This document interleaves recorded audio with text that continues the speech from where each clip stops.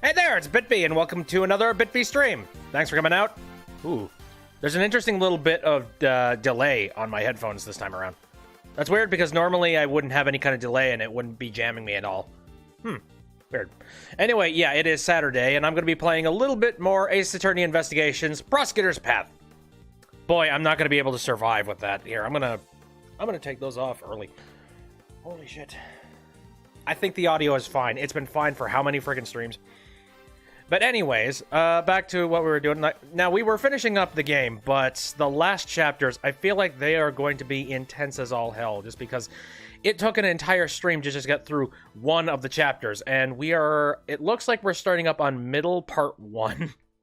Part 1, which means I think there's about 4 chapters left to go. I am partially intimidated and partially excited. I don't know. I'm not sure. You know what? As long as it's not like an Ambassador Alba situation.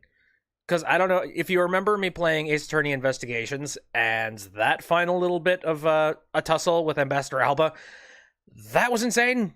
Like, as long as we don't run into something like that, I think I will be okay. But who knows? I guess we will see how that goes. So let me move over to that tab and let us begin. The Grand Turnabout, middle part 1. It definitely is a grand turnabout. Holy crap. Turn down my own headphones. Begin times. April 6th, 2:52 p.m. Outside Grand Tower, temporary film lot. How you guys doing? Could you please give it a rest already? The heck? I'm telling y'all, it's best for y'all's sake to come clean. The staff has their lips sealed shut as the reporters continue their tenacious negotiations. Stop driving up all of the horror and the, the controversy involved with it. You and I both know it's not real. If you're not here to cooperate with the investigation, I must ask you to vacate the premises. Put a sock in it, copper. Y'all couldn't even stop Mozilla's invasion. Not only did they secretly raise a giant monster, but now the staff is trying to cover it up. Like I said, we haven't been raising any monsters here at the film lot. But ain't you said you done saw Gordy yourself? Sure, I saw it, but it's not like we were keeping it at the film lot. Mind if we butt in? Oh. The gang's all here. Oh, Mr. Edgeworth! John! Ah, y'all come here to search for the monster too? We're searching for a criminal, not a monster. Langsy says, the darkness inside a criminal's heart can be likened to a monster. Well, when it comes to killing people, criminals aren't much different from monsters. Agent Lang, this is a problem. I can't let outsiders enter the crime scene. These are all key figures in the case. I'd like them to be here when the investigation resumes. So, great. Everyone gets a free pass. Everybody on the crime scene. Everybody pile on where the body was found. Agent Lang, regarding what you said about resuming the investigation, when do you intend to start? We'll start by reviewing the case. Today, the body of President Huang was found here at the film lot. The president's whereabouts from 2 nights ago are still unknown. It seems he snuck out from under the eyes of his bodyguards and ventured outside. And that night was the last time he was seen alive. It was when he met with you, Judge Courtney, on the roof of the Grand Tower. Could there have possibly been an imposter? That's what my thoughts are. Though John seems very nervous about that. Yes, sweat in your milk. God! So, why did you meet with the president? That I cannot say. You can't tell us, even under suspicion of murder? Can't say? Why not? Miss Courtney, if you don't say anything, you'll only be more suspicious. She must have a reason to clam up. I think you're somehow involved in the president's assassination. I mean, these are tangled webs we weave, so don't make immediate assumptions. The president's body was only discovered today. That still leaves a blank of 1 whole day after Judge Courtney met with him unaccounted for. Don't be so impatient. We're gonna fill in that blank right here, right now. The evening on that blank day in question is what's important. What happened here last night? So, why don't you tell us, John Marsh? Me. We know you were here last night. What? John was here? Between the little Missy's testimony and the footprints we found, we could easily prove it.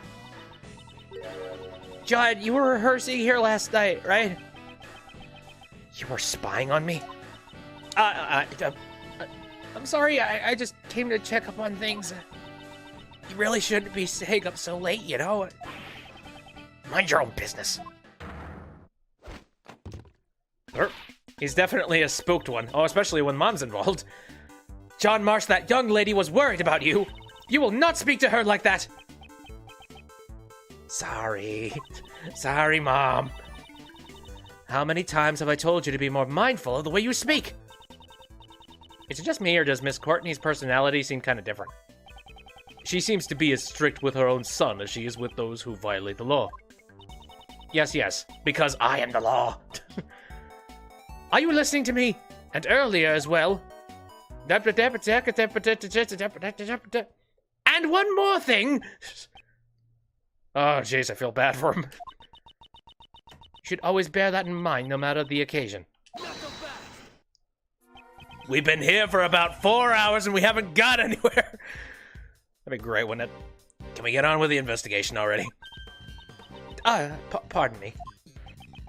For Judge Courtney to get carried away like that, this must be her motherly side.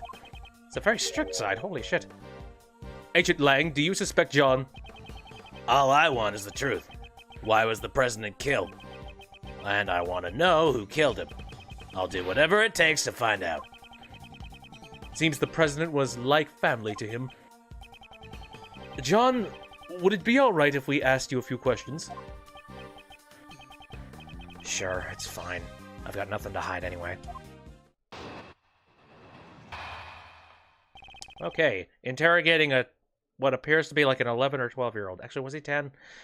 Oh, holy shit, organizer, help me. Where's he at? There he is. 13. Oh, right, yeah, he looks young, but he's not. That was the thing. I wasn't feeling too great during yesterday's shoot, so I made a few bloopers. They're reshooting the scene today, so... Well, I decided to rehearse a little on my own, that's all. I do it all the time. There wasn't anything out of the ordinary. You were rehearsing alone? That late at night? John, when I called you last night, you told me you were at the hotel. You called him? About what time was that? I believe it was around 11 p.m. I require him to call me every night. That's our rule whenever he stays away from home. The truth is, I wasn't at the film lot during that time. So you lied to me! Oh dear, he is going to get quite the gavel whooping. I'm sorry. Miss Courtney sure is angry. I think it's admirable that he practiced on his own, even if he hid it from his mom. I'm sure she was simply worried. Who knows what would have happened to him? Out alone, so late at night. You know, like a kidnapping. And in reality, he did get caught up in yesterday's incident. But John said there wasn't anything out of the ordinary, right? Is that really the truth? I don't know.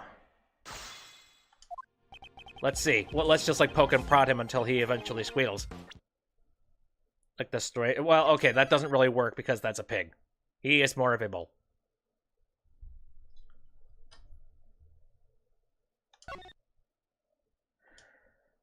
Alright. I'm still perplexed that it's still, like, the middle part one. Holy shit. I wasn't feeling too great during yesterday's shoot, so I made a few bloopers. John, you said you didn't feel well. Could you tell me more concretely what was wrong? That doesn't matter. I just wasn't feeling well, alright? You weren't feeling well. Maybe you drank too much milk? What? How'd you...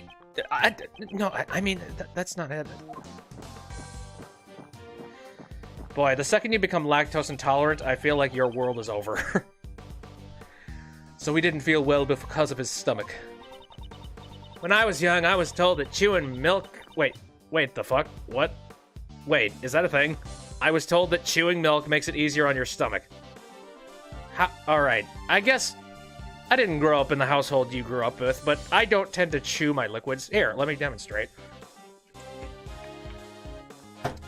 Yeah. No, that water went down smooth. This conversation is over. Anyway, I made a few bloopers. They're reshooting the scene today, so... So they plan to reshoot the scene today, and you were practicing for that last night? My mistake caused a lot of trouble for the people around me. I'm a pro, so practicing that much more is natural. He certainly does have an admirable sense of responsibility. John is incredibly dedicated to his craft. He didn't even make any major mistakes in those bloopers. But he said if it would make the movie just a tiny bit better... Shut up. You don't need to go around blabbering about stupid stuff like that. Oh, I'm sorry. If only he was a little more cooperative, I'd have no complaints. Anyway, that's what happened. Well, I decided to rehearse a little on my own, that's all. John, about your testimony just now... John Marsh, don't I always tell you? If you're going to practice by yourself, you have to let me know beforehand. I know. My time to speak was completely stolen away from me. I shall ask you once more, John, about your testimony just now. But you know, John, I think that's really great. Again? I bet putting in an honest effort like that will make someone even more talented. You'll go from a little thief to a middle thief, and then someday you'll become a great thief. He's not a thief. I'll be doing my best, so you do your best too, okay, John? Now then, if I may. John, do you often rehearse in that way? At last, at long last, I finally got to ask my question. I do it all the time. There wasn't anything out of the ordinary. There are no mistakes in that testimony, correct? Of course there's no mistakes. It was just a normal, peaceful night. Nothing out of the ordinary happened at all. A peaceful night? How can you say that when an incident like this had occurred? Kay, he's still a child. Please don't get seriously angry. So, there was nothing out of the ordinary. He doesn't know anything at all about the incident. That's the impression I'm getting. But isn't there evidence that shows something did happen last night? Yes. I don't have time to waste dealing with a child's lies. Let's present the contradiction. Very well. So it's very obviously the final statement. There wasn't anything out of the ordinary. I mean, let's go ahead and just talk about all this crazy stuff that went on. But what should I be showing to try and, like, prove that?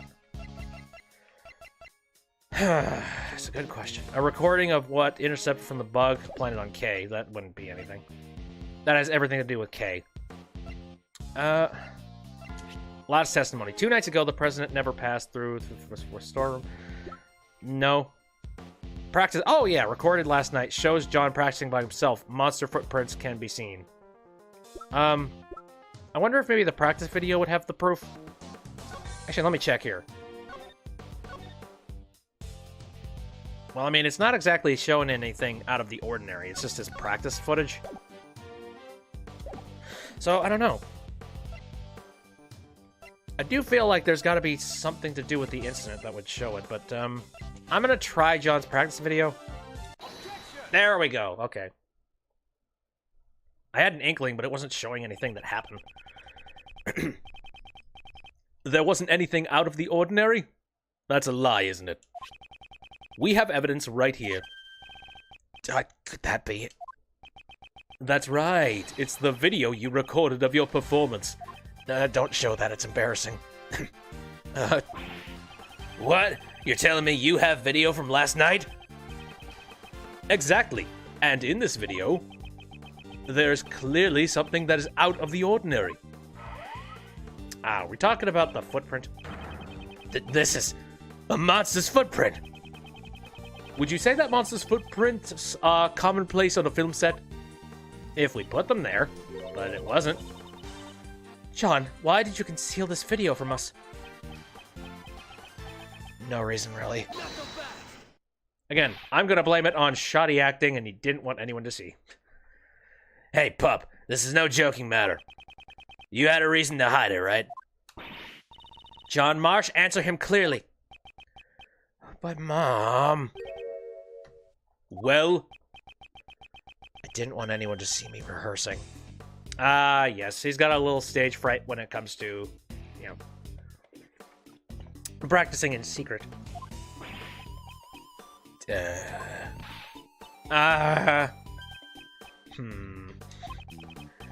In other words, you're embarrassed about others seeing you practice.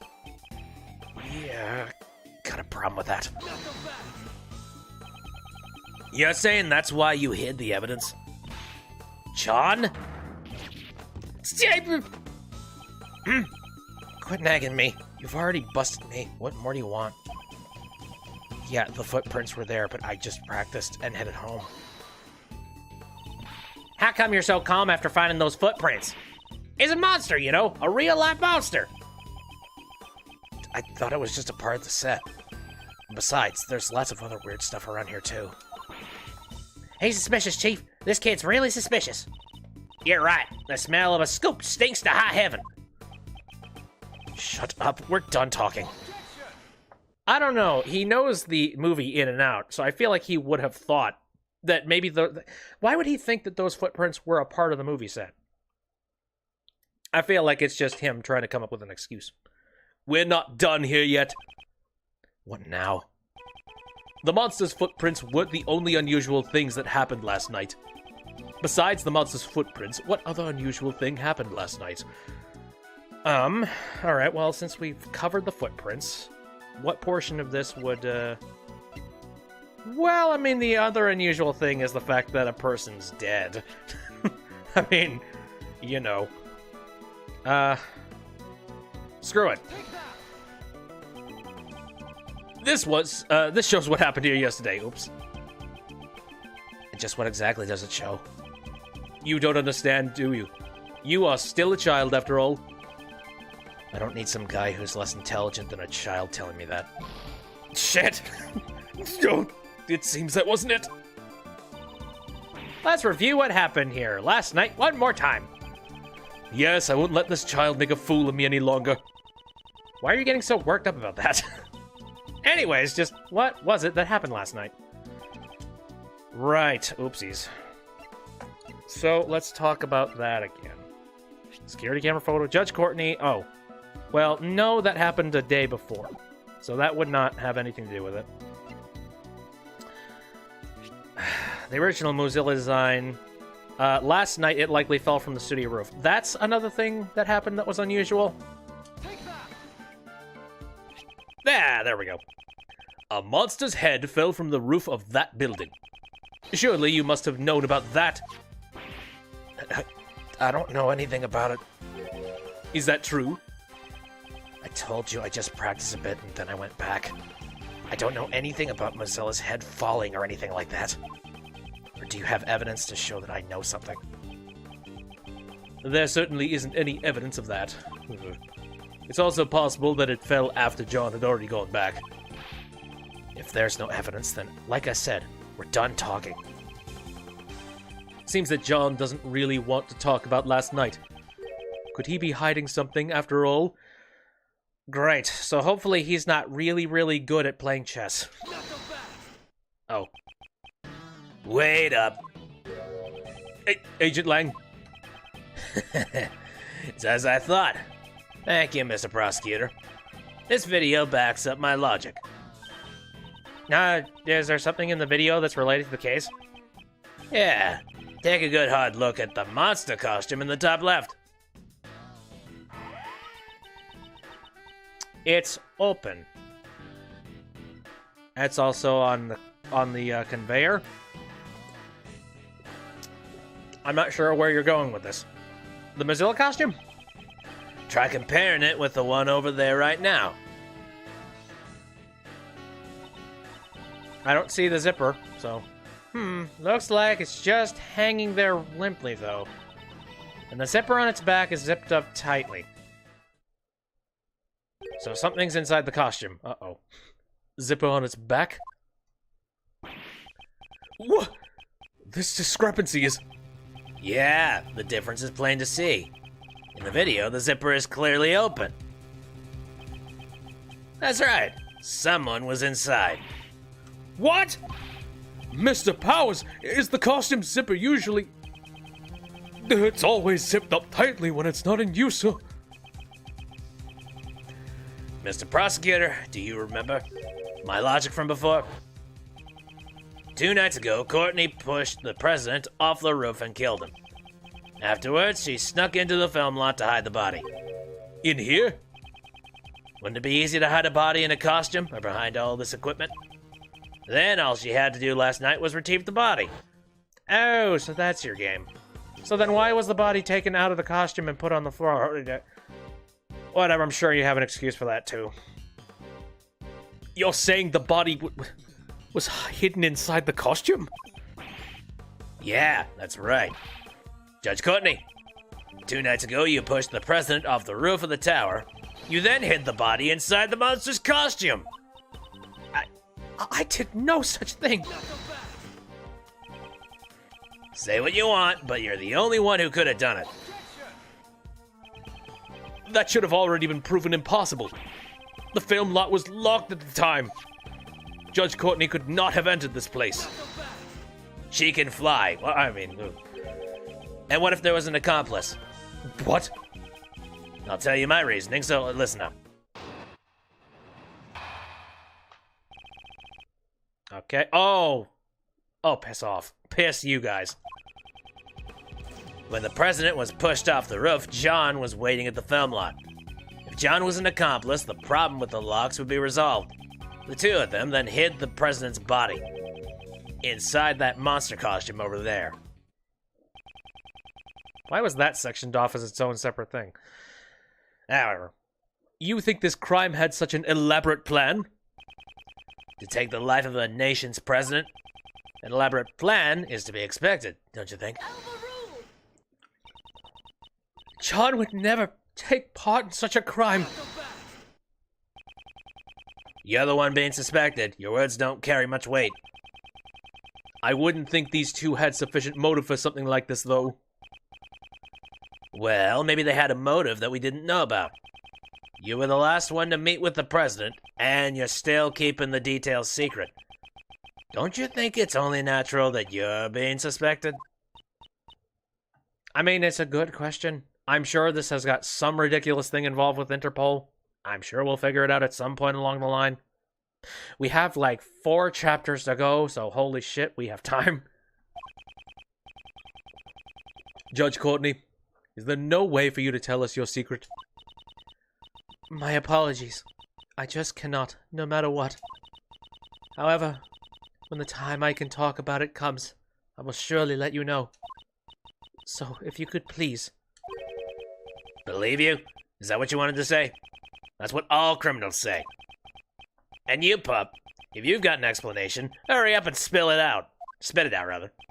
Spill it, spit it out. Do something. I didn't do nothing, that's all I'm saying. Both mother and son won't talk. You still gonna defend him like this? It's true, Judge Courtney's actions are a mystery. However, we still don't know whether or not that ties in with a motive for murder. Yeah, that's right. Their motive for murder can wait. For now, let's talk about the situation surrounding the crime. And the fact that these two are the only ones who could have done it. I'll try and fight that one. Although, yeah, it's very convenient that they're both mother and son. You've got your own little built-in excuse.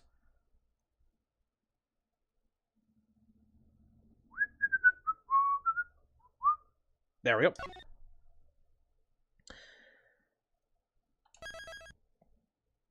Alright. Now, Lang's voice is ever so slightly tough on my throat. Ever so slightly. Kind of hope he goes away at some point along the line. Now, whatever, I have water, I'm good.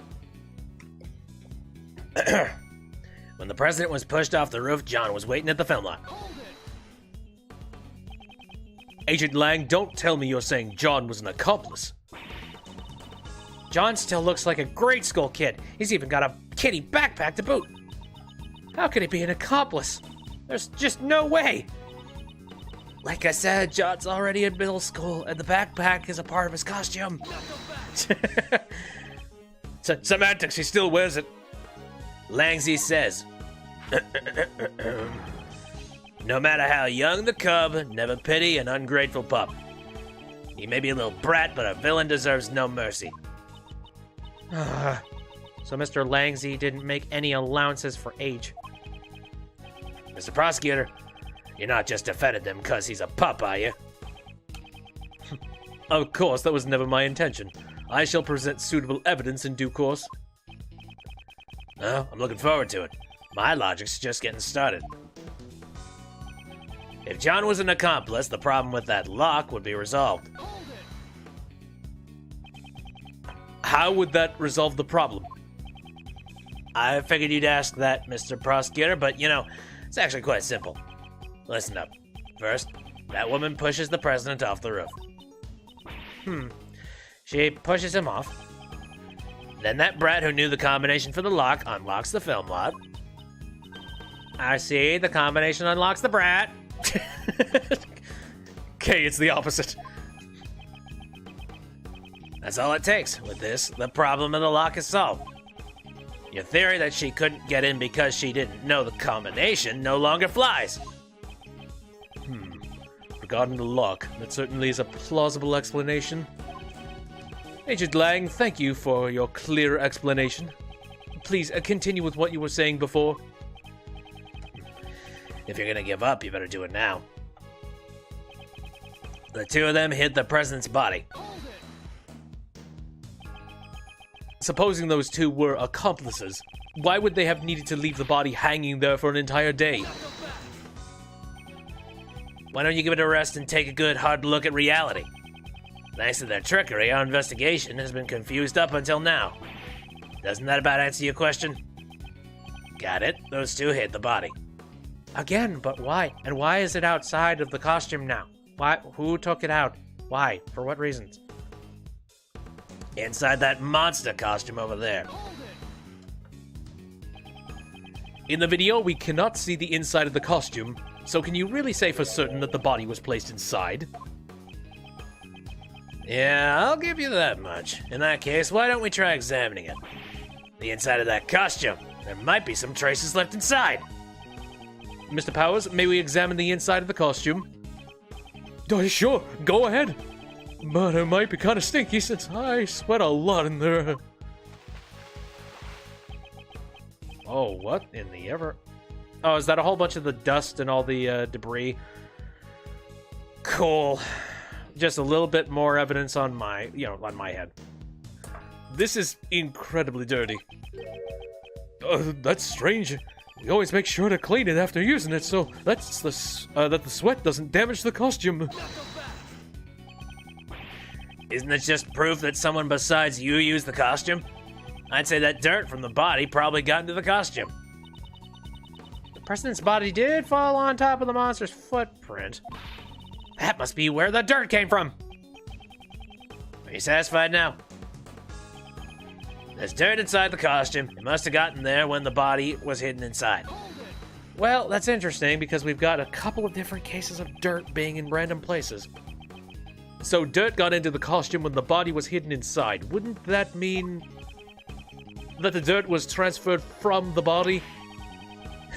Isn't that obvious? How else would you say it got there? There's dirt stuck everywhere inside the costume. It looks particularly bad around the chest area. Dirt around the chest? We cannot overlook this fact. Mr. Lang's logic does seem to make sense. Indeed, if those two were accomplices, the crime certainly would have been possible. So it would be useless to argue that point.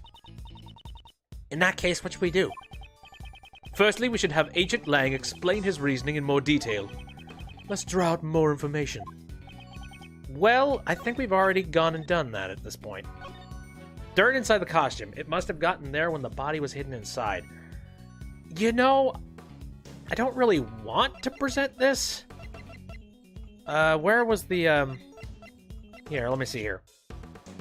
Yellow stains on clothes. I don't really want to present this because it kind of lends credence to what he's saying, but there might be a point to it. Yeah, let's see how this goes.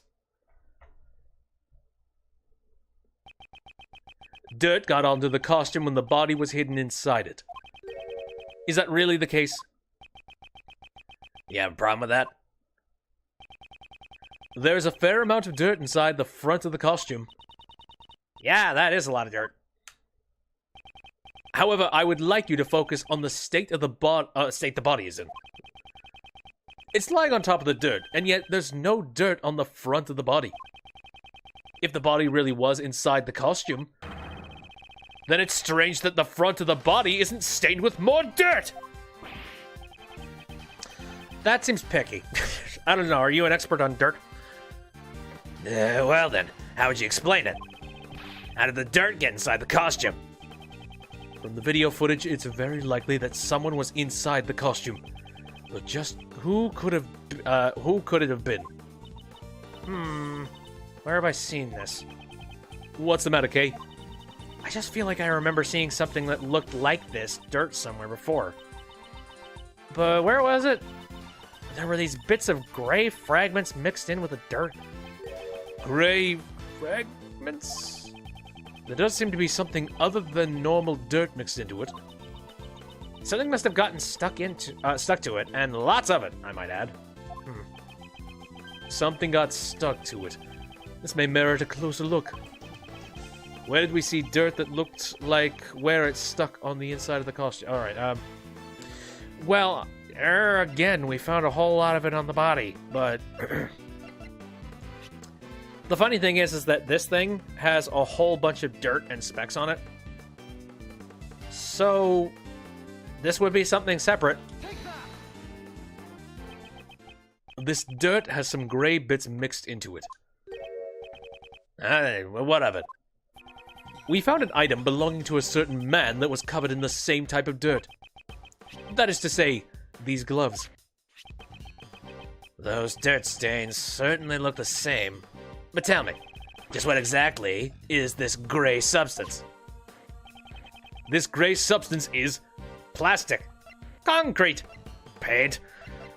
I mean, I'd have to assume it's concrete, because if it's broken ground in this film lot, and there's tiny little bits and pieces of fragments of hoof, or like, where the hoof actually stamped down, I could see it being concrete. This gray substance must be fragments of concrete. You mean the stuff that was scattered around the monster's footprint? Exactly. Meanwhile, who did these gloves, which are stained with the same kind of dirt, belong to? Oh, I remember. We found it at Blaze's place. Earlier today, we went to Blaze's garage. There we discovered these dirt-stained gloves. Come to think of it, there were also hammers, shovels, and other tools placed inside as well. It's a garage! That's got nothing to do with anything. Why would mechanics' gloves intended to be used on machines be covered in dirt? Because, I don't know, you're walking around on concrete floors and there's a little bit of specks inside? I don't know. This is loose and I am not following it. If he broke the concrete with the hammer and then dug into the soil with the shovel, then it's only natural for dirt like that to get on the gloves. Then maybe... Yes, the true nature of the monster's footprints has been made clear. I'm still calling bullshit. It's possible that these footprints were dug up by Blaze the Best himself. It's possible? It's possible, you say? Please do enlighten me. Because I honestly have no clue. Why on earth would he do something like that? Why did he make the monster footprints? Think about it. The answer must be... He was digging something up. He buried something. Ooh. Oh, God, that's a good question. What did he want to do here?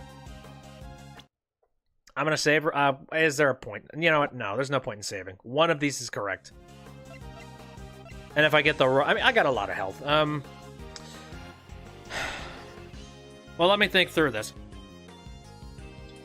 Digging something up, burying something. You know, I don't know if he's looking for anything. Why the fuck would you try and hide something in something so, like, explicit? I feel... Alright, yeah. I'm gonna go by this logic.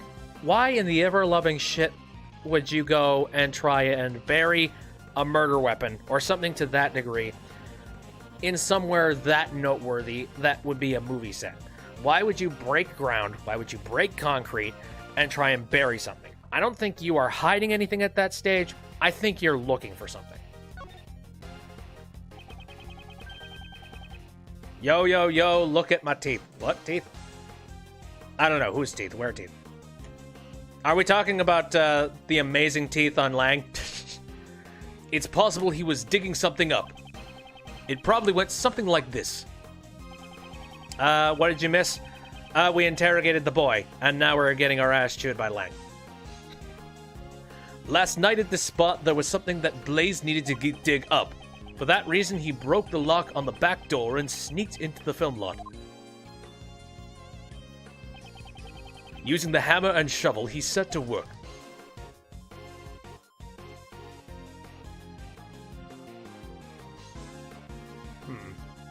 Making a bunch of prints and making them look like hoof prints. I guess nice cover-up? He placed the items he dug up into his bag, but before he could fill in the holes... that's when John came to practice! Exactly. Blaze panicked and had no choice but to hide himself in the Mozilla costume nearby. Shit. That's a very, very scary prospect if John happened to be in there at the same time as, Mr. Murder Pants that wants... You're just like, make up my own story. To think you would deduce so much from just a pair of dirt-stained gloves. However, all this is merely a possibility. There's still no proof that he was the one who was hiding inside the costume. For all we know, he might have left the scene once he finished digging. On the contrary, such proof does exist and can be seen in the video. When this video was recorded, Blaze was definitely inside the film lot. What? Though I can't blame Agent Lang for not noticing. The difference between the current film lot and the one in John's video, along with the state of Blaze's garage. It's all too clear that Blaze was still here. What proves that Blaze was still at the film lot when this video was recorded? Oh, good question.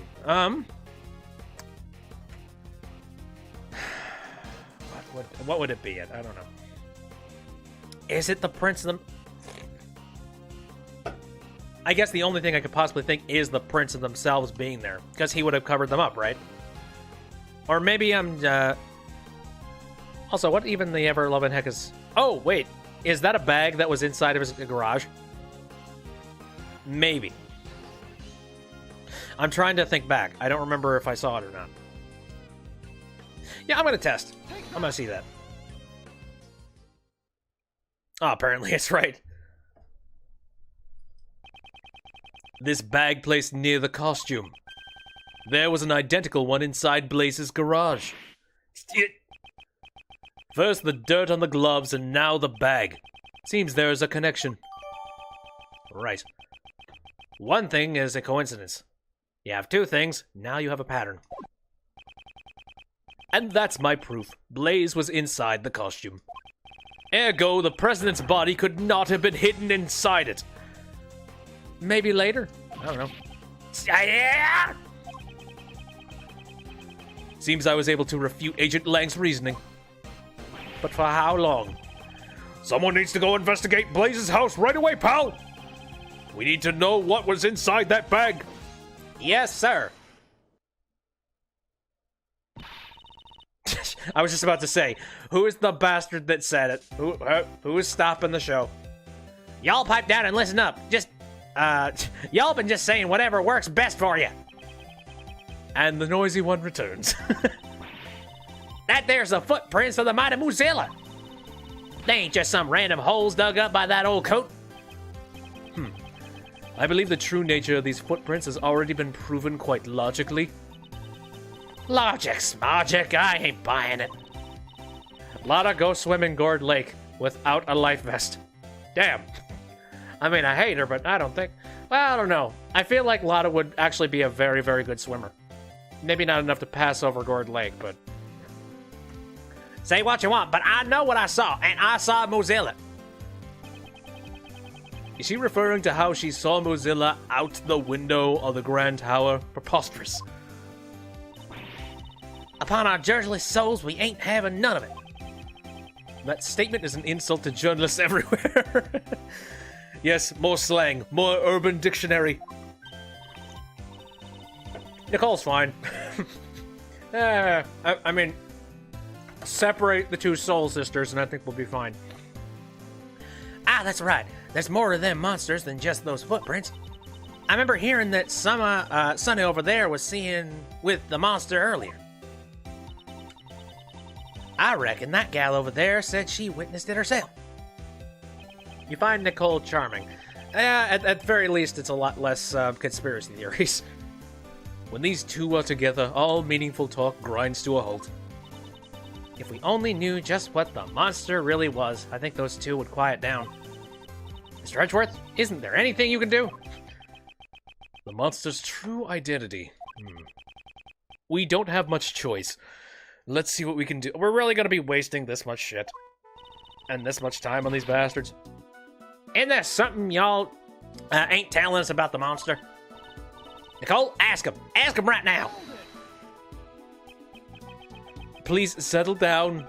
Regarding the true identity of that monster, I already know what it is. What'd you say? That's right. The video John recorded proving the hint that I needed. Provided the hint I needed, rather. Here's her. What's she talking about? Miss Nicole saw Gordy when she went to check up on John's practice. At that time, she mistook something for Gordy. The monster can be seen in this photograph. What? Ain't that just some plain old souvenir photo? Y'all don't really think you can pull the wool over my eyes like a pro, or eyes of a pro like me, do you? Crazy southerner. What did Miss Nicole really see that she mistook for Gordy? Well, what would be a good thing that would... I don't think she would mistake this entire thing for Gordy. I kind of wonder if maybe it had something to do with the grabo arm or whatnot. Because I don't know, there really isn't anything that's particularly Gordy-shaped here.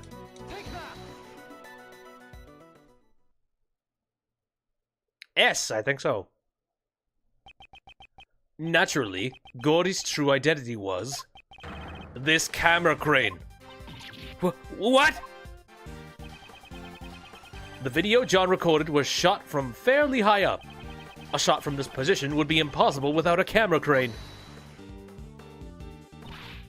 But there ain't no way Miss Nichols, Miss Nichols will mistake a camera crane for Gordy. I wonder about that. I do too. Miss Nichols.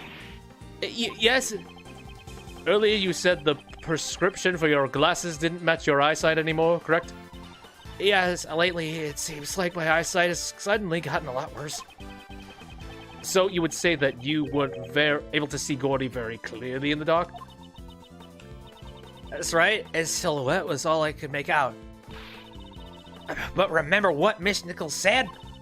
And I quote, its skin was really scaly, almost like a reptile. Did she say that? I don't remember that. Camera cranes ain't got no flesh on them, let alone skin. It's just a bare steel frame. That is certainly true, at least in the case of this photo. However, last night it did have skin. And what was the skin made out of? Y'all just doing whatever you can to get in the way of our big scoop, ain't you? That was not my intention. But since I've come this far, it's time to put an end to your nonsense. Gordy's skin is right before our very eyes. Oh, I see. This is the skin of Gordy that Miss Nichols saw. Oh, I see. I guess in a specific light that might look like skin. As Miss Nichols stated in her testimony earlier, it looked like it was going to rain last night. While it never actually rained, John still covered the camera crane with a rainproof sheet, which to Miss Nichols looked like a monster's skin. What? You gotta be kidding me! Isn't that right, John? Man, you saw through it all. Not bad, old man. I aim to please. Unfortunately, the Gordy that Miss Nichols saw was nothing more than an illusion. Not again! Looks like my dream has shriveled up and died once again. Mentor. Seems like things have finally settled down. Can we get on with the investigation, please? I really thought the boy was hiding something from me. Sucks to suck. Guess I had it all wrong. Now that we figured out the true form of the monster, everyone seems refreshed. Actually, there's two people here who are totally bummed out. Agent Lang! Oh, hello. Some brand new news. The report is in, sir. We got the results of President Huang's autopsy. Oh, God. You really do not like her. I mean, here's the thing. I do like Lotta Hart from the standpoint of she's, like, so abrasive. Like, I'll go with that. But she's kind of just unsettling to be around at all times. Yeah. Good, show it to me. Contusions and bone fractures found across the body resulting from tremendous pressure. So this is the cause of death. In other words, he was crushed to death. Holy shit! She brings the case to a halt for her shenanigans. Yeah, pretty much. Just like, take her out of the game and it's just one chapter somehow. I thought as much. Alright, so we have proven that he was not pushed off the building. But can you still prove that he was crushed outside of these circumstances? Probably. The yellow stain on his chest is currently under investigation. But it seems that gunpowder residue was found on his right hand. Shit! Sunflower residue? I didn't know the president was into gardening. Kay, are you still okay? Are you dealing with some... Oh, God. Sorry. I don't know too many, like, head injury terms. No gunpowder residue. Traces of it are left behind when a gun is fired. Since it has been found on his right hand, it's possible that the president fired a gun. A gun, huh? But we didn't find any guns when we investigated this area. Unexplained gunpowder residue. I'll have to look over the autopsy report later. Now then, Agent Lang. It seems we have our answer. The president did not die from falling off the roof of the Grand Tower. Rather, he died from being crushed under Mozilla's head. I can't deny it. Looks like your logic was right after all. This means the suspicions surrounding Miss Courtney should be cleared up, right? Yes, not only the cause of death, but the time of death proves her innocence as well. Judge Courtney met with the president 2 nights ago. However, according to the autopsy report, the time of death was around 11 p.m. last night. Mozilla's head also fell last night. It matches up perfectly. That's a relief. Just don't say that too early. So, presidents meet in heaven, and talking about how they die.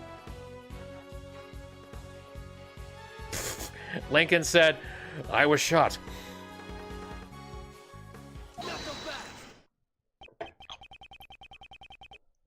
And then, of course, we got Zhang Fa, just like giant Mozilla monster. Isn't it a bit too early to be relieved? That's what I thought. Kennedy, I was shot. Agent Lang. The president died after being crushed by the Mozilla head. That I will admit. But the problem is, Who was responsible for the fallen head?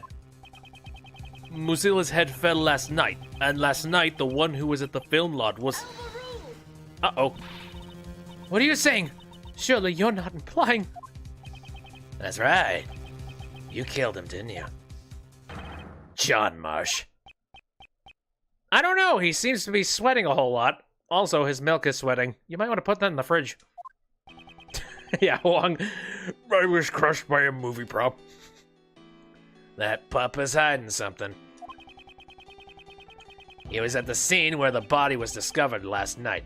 He also saw the footprints. And despite that, he still claims to know absolutely nothing about the incident. Isn't that a bit too convenient? These footprint-shaped holes have not been proven to be related to the case. Just because he saw the holes doesn't necessarily mean that he's involved in the incident. You sure about that? Take a look at the pup's face. Again, he's sweat like that several times today. He looks pretty Excuse me. shaken up to me. It looks like he hit the mark, but John doesn't want to talk about it. If he doesn't feel like talking, then I have an idea of my own. Let's check the tape. Agent Lang, what is your intention? The police have a device that lets you analyze the video footage up close and personal. I call it Zoom and Enhance. It's very well known with the CSI division. Agent Lang, you would suspect John enough to go that far? As long as John's lips are sealed, this may be the only way for us to get closer to the truth. Detective Gumshoe, if I'm not mistaken, you have that device with you, correct? Mr. Analysis is ready to go, sir. Now we're talking. Prosecutor Edgeworth, would you please perform the video analysis for us? She wants me to do it? Who knows what kind of faults that wolf man will find in it. This isn't exactly my strong suit, but I suppose I have no choice. I mean, if either of us find some issues. Are there any new clues shown on the video? Alright, again, some zooms in and... my guess is that... I feel like maybe there might be something in, like, the darkness. So, zoom. Oh, Jesus Christ! Wow, alright, I'll be back for you. Nothing particularly different over here. Okay. Again, that still looks like a hoof print. Yeah, I was just like, this is an odd look. Funny enough, again, I've been trying to work on improving just the negative space of a whole bunch of my thumbnails, so I'm kind of teaching myself to line things up and look for, like, empty spots where there's nothing in them. So the first thing I immediately thought was, this dark area seems to be filled with something, probably.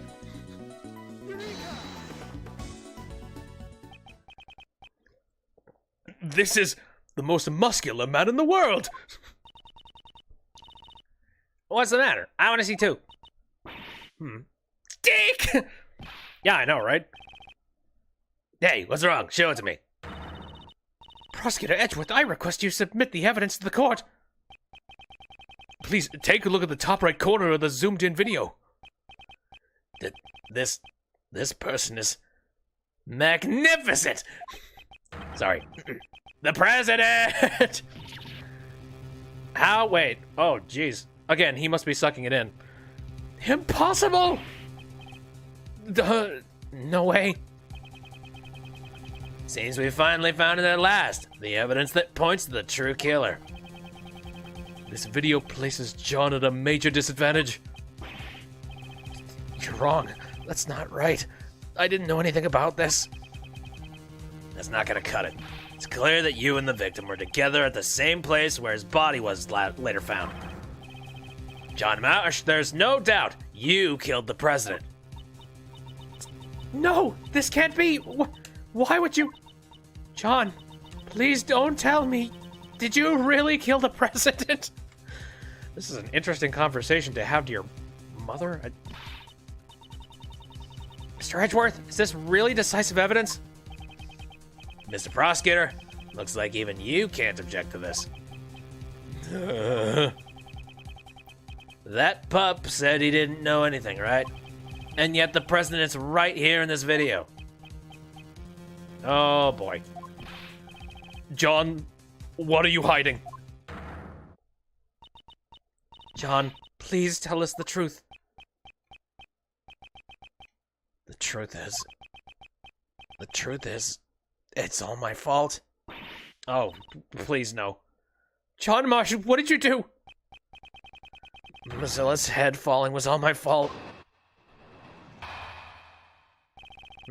I think we're gonna find out that somehow it wasn't your fault, and then you'll be vindicated. We'll see. While I was setting up the equipment on the roof, I used the heater. At that time, after that, I went down to practice, but I forgot to turn it off. Then my mom called me, so I left the film lot. When I came back to the lot after the phone call was over, Mozilla's head that was on the roof had fallen. And right next to it was the president, lying dead on the ground. How can that be? I see. There were indeed traces that something had caught fire on the rooftop. It was just a small fire, so I was able to put it out myself. So the president's death was John's fault. Shut your hole. But wouldn't that make this an accident, sir? And then what did you do with the fallen head? I took it apart, brought the pieces up to the roof, and put it back together. So you put out the fire, and even put the fallen head back on the roof. Which means you are hiding evidence. We can't be having that, you naughty little pup. I didn't do it on purpose. I really did just forget to turn off the heater. When the legs broke, the stand would have tilted. If Mozilla's head was on top of the stand, it would have fallen off, so the head fell down because of the fire. Yes, and if that's the case, I also have a pretty good idea what caused the fire. There's a flammable can next to the heater. It seems someone is lacking in safety awareness. Or someone did it on purpose. Was it really just an accident? If that's the truth, then what was the president doing here? I don't know. There was no one else around when I was there. You expect me to believe that? The president wouldn't have just come to a place like this without a reason, you know. Indeed. The president's reason for coming here is still a huge mystery. Giant Mozilla fan. That's all you need to say. He just broke in and broke the chains with his bare hands. No. 2 nights ago, he met with Judge Courtney on the roof of the Grand Tower. And last night, he was here at the film lot. Did he meet with John? I'll have to listen to John's testimony very carefully. We'll see. He's come clean, but we really don't know what the heck he was even doing.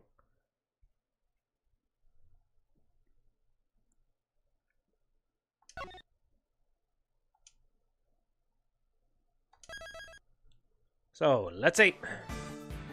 Setting up the equipment on the roof, use the heater. John, you are still young. I know it can get a little cold in early spring, but you shouldn't have to resort to a heater. It is precisely because he is young that he must make sure to take good care of himself. However, while it can get a bit chilly during this time of year, I wouldn't necessarily say... Hold it, old man. Is this really the right time to be having this argument? God, he's completely right. No, it's very integral to the case. You can handle the cold. You have a hoodie. You can handle it.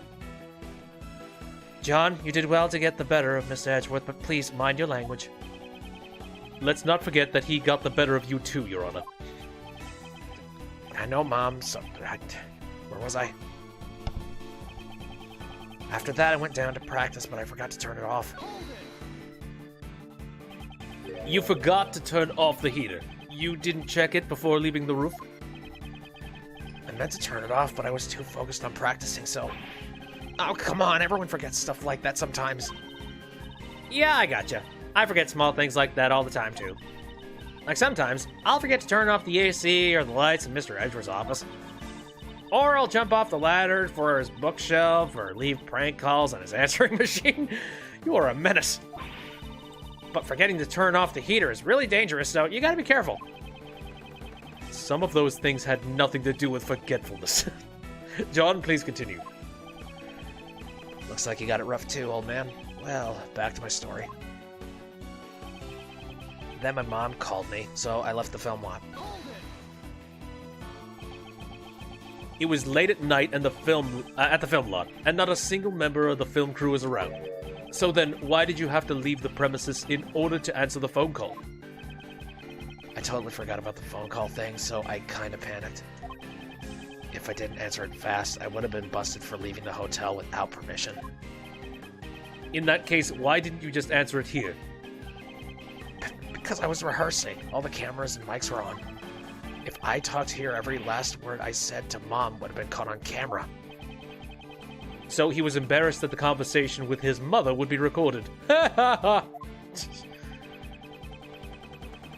Anyways, I stopped practicing for a bit and rushed out the film lot.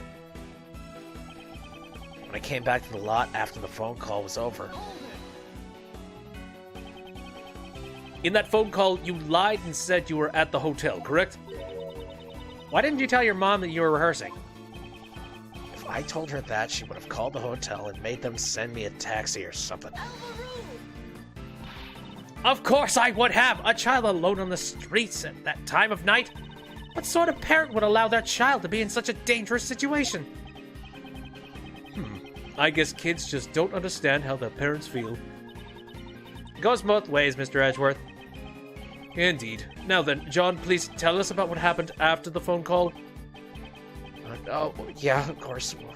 When the call was finished and I came back here,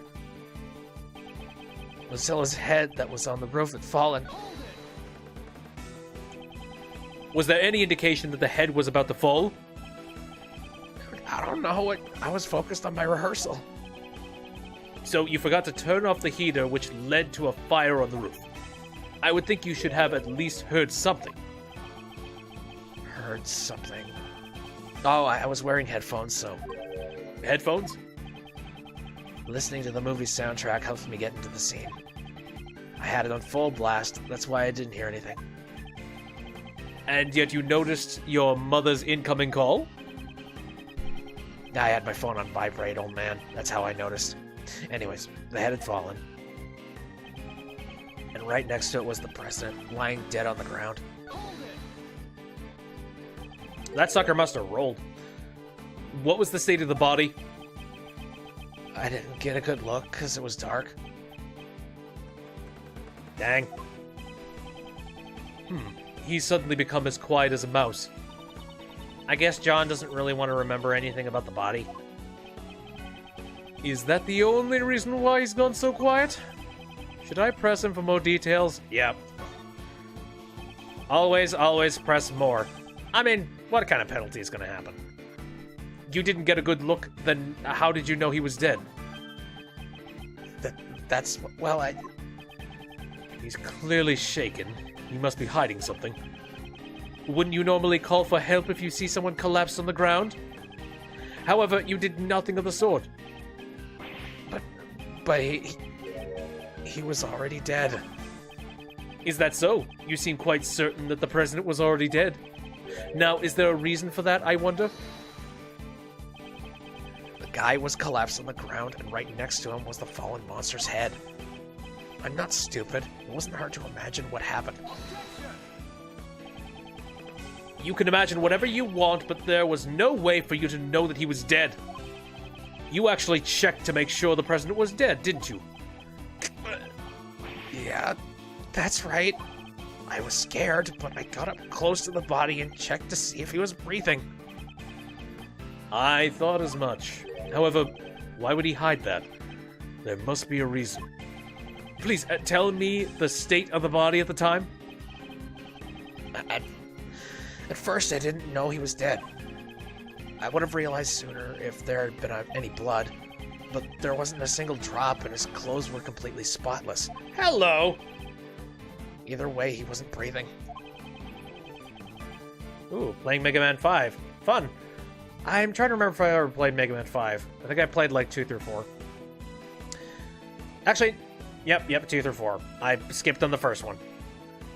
That's how I knew he was already dead. Would you please append those statements to your testimony?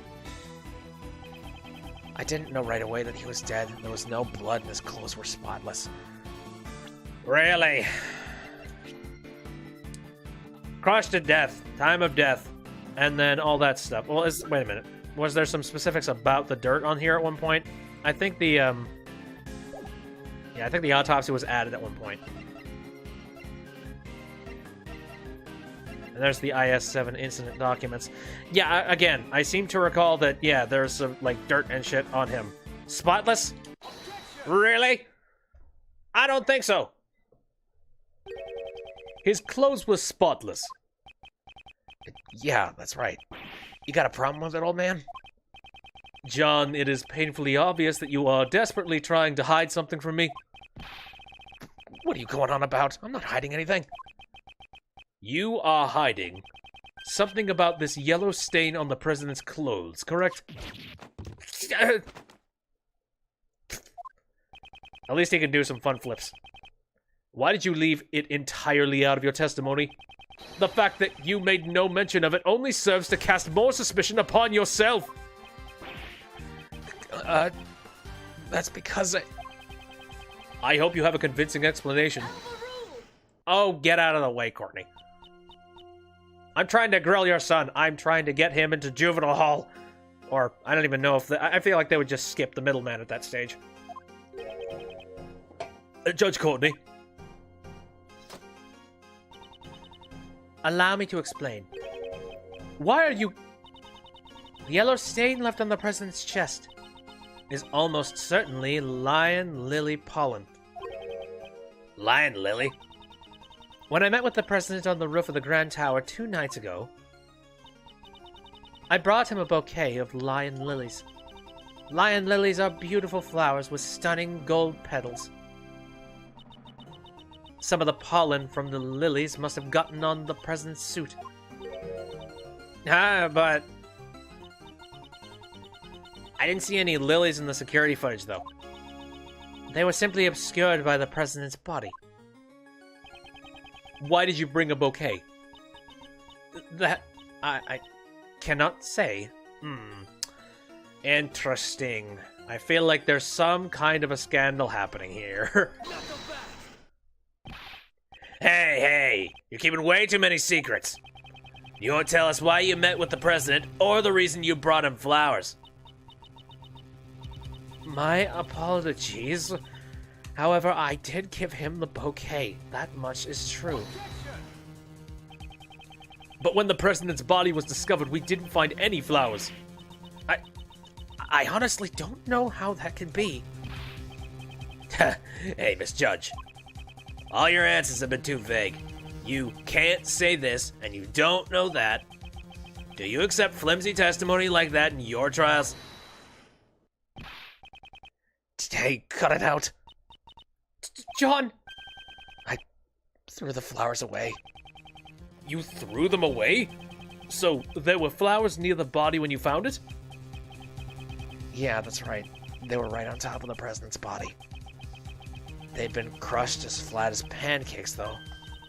Ah, I see. So the flowers were squashed by Mozilla's head, too. And a large amount of pollen got stuck to the president's suit. That seems to be the gist of it. However, why did you go out of your way to dispose of the flowers? No, right. No, bullshit. So John's not going to tell us anything either. I guess mother and son both have a lot of secrets, huh? That is not true.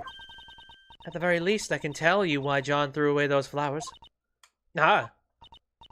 John, you saw me leaving the house with those flowers in hand, did you not? Oh, dear. Well, this is awkward. I don't want to be mixed up in this situation, but yeah, here we are. Oh, I get it. John saw the flowers and thought it was Mom. He threw them away in order to protect Judge Courtney from being suspected. Oh, I thought this was like a resentment thing. Oh. No, maybe it's a little bit better than I thought. That's not true. You're all wrong. That was his worst lie yet. Alright. And a little bit more info about the stuff on his chest. I often decorate our house with those flowers. The bouquet must have reminded him of me. So the pup just happens to find the flowers from his mother's bouquet on top of the body. That's why he threw them away and kept silent about the body. That's a tidy little story if I've ever heard one. And what's wrong with that? I suppose you prefer untidy, messy stories, Agent Lang. Don't tell me you've forgotten already, Missy. This pup confessed that he caused the monster's head to fall last night. Oh, that's true, but... He's currently the only suspect in the president's murder. It is true that there are many reasons to suspect John. However, there is someone other than John who is far more suspicious. What'd you say? John himself was kidnapped by that very person not too long ago. And we rescued him from the refrigerated warehouse near the harbor, pal. The refrigerated warehouse? That's right, pal. The refrigeration wasn't turned on, so he wasn't about to freeze to death.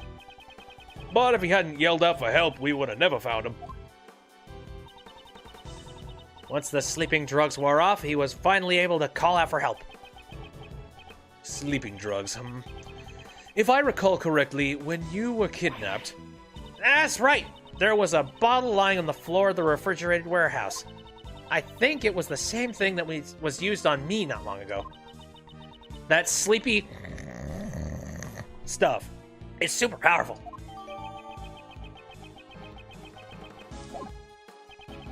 How about it, Agent Lang? John is clearly a victim. There's a mastermind at work behind the scenes of this case. That's an easy thing to say to court. Yep. It's a conspiracy. Facts, Mr. Attorney? I don't know anything about this so-called mastermind. You say they were here last night? I still don't know for sure yet. It's not like you to be so vague, Mr. Prosecutor. Indeed, I still don't have any evidence that ties the mastermind to this murder. Is there someone else? Is there anyone besides John who had the opportunity to murder the president? Who could have potentially rigged up a heater to overheat quickly? I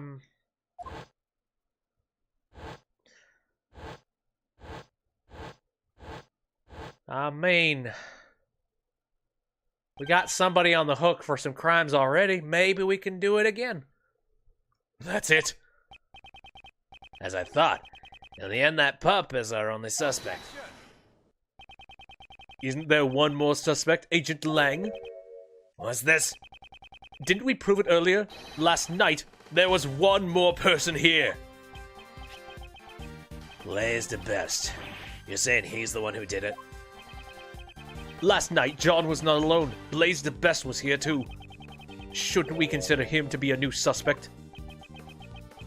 Blaze the Best killed the president? It's entirely possible. I'm trying to remember what he would have been doing at this time. Blaze the Best. It can't be. The same guy from 12 years ago. 12 years ago? That keeps popping up. Well, a lot has changed.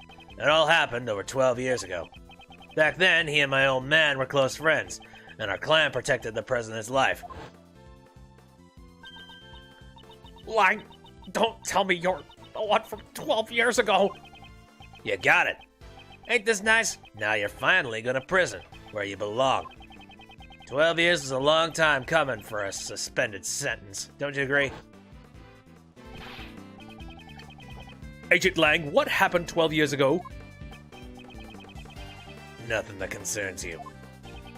On the contrary, it might just have some sort of connection with this case.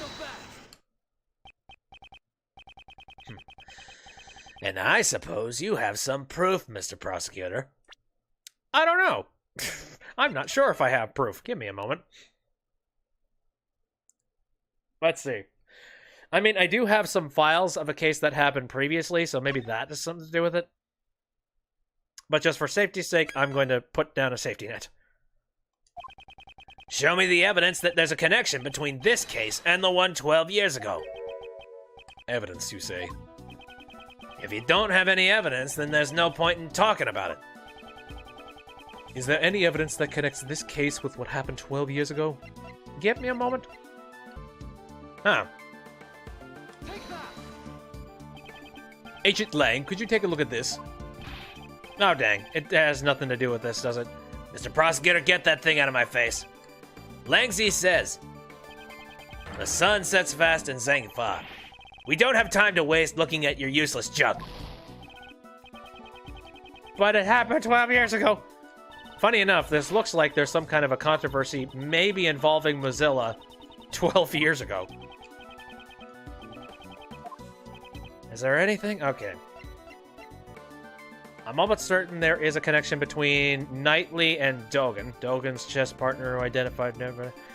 Tomorrow I shall interrogate him. Oh yeah. That thing he laid to rest in front of the flower bed 12 years ago. You simply must retrieve it. Oh. Controversy. This is a report written by Patricia Rowland to Blaze the Best regarding Knightley. Please read this part here. That thing he laid to rest near the flower bed 12 years ago. That's not all. Take a look at this as well. This letter was sent to Jill Crane, who was murdered 2 days ago. Although the sender is currently unknown, here it is written as follows. Please get revenge for 12 years ago. What? 12 years ago? Agent Lang, something big is happening here. Jill Crane's murder 2 days ago, and now the president's murder today. This is just a murder town, murder city. Like, we got more murders than anything happening in GTA. There has to be some connection here. And the key to solving it lies in what happened 12 years ago, does it not? You're asking me to reopen the old wounds of the Lang clan? Agent Lang, I beg of you. Oh, who's stopping us now? Don't stop me now. I'm having such a good time. Sorry. Who was that just now? Shifu? You guys, what are you all doing here? We followed you here, Shifu. We heard that Shifu was investigating the incident from 12 years ago. You idiots! I'm not your boss anymore. Get back to your own posts. Sir, we can't do that. What'd you say? Are you disobeying my orders? Shifu, we also beg of you, reinvestigate the SS5 incident from 12 years ago. None of us could ever forget the case. We know you feel the same way, Shifu.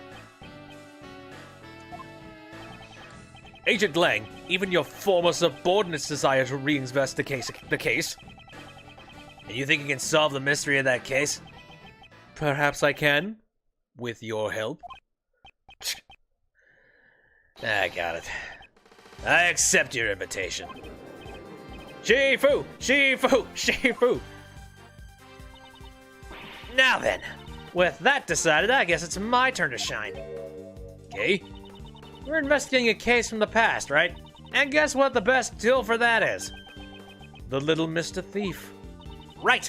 If we have the case files from the past case, I can recreate it.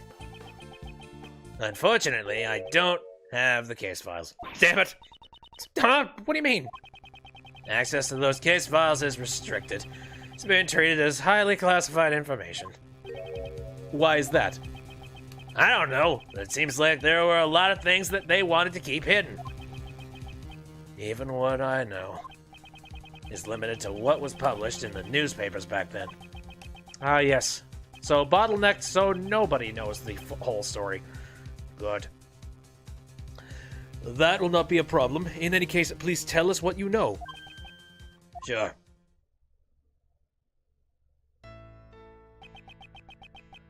The SS-5 incident.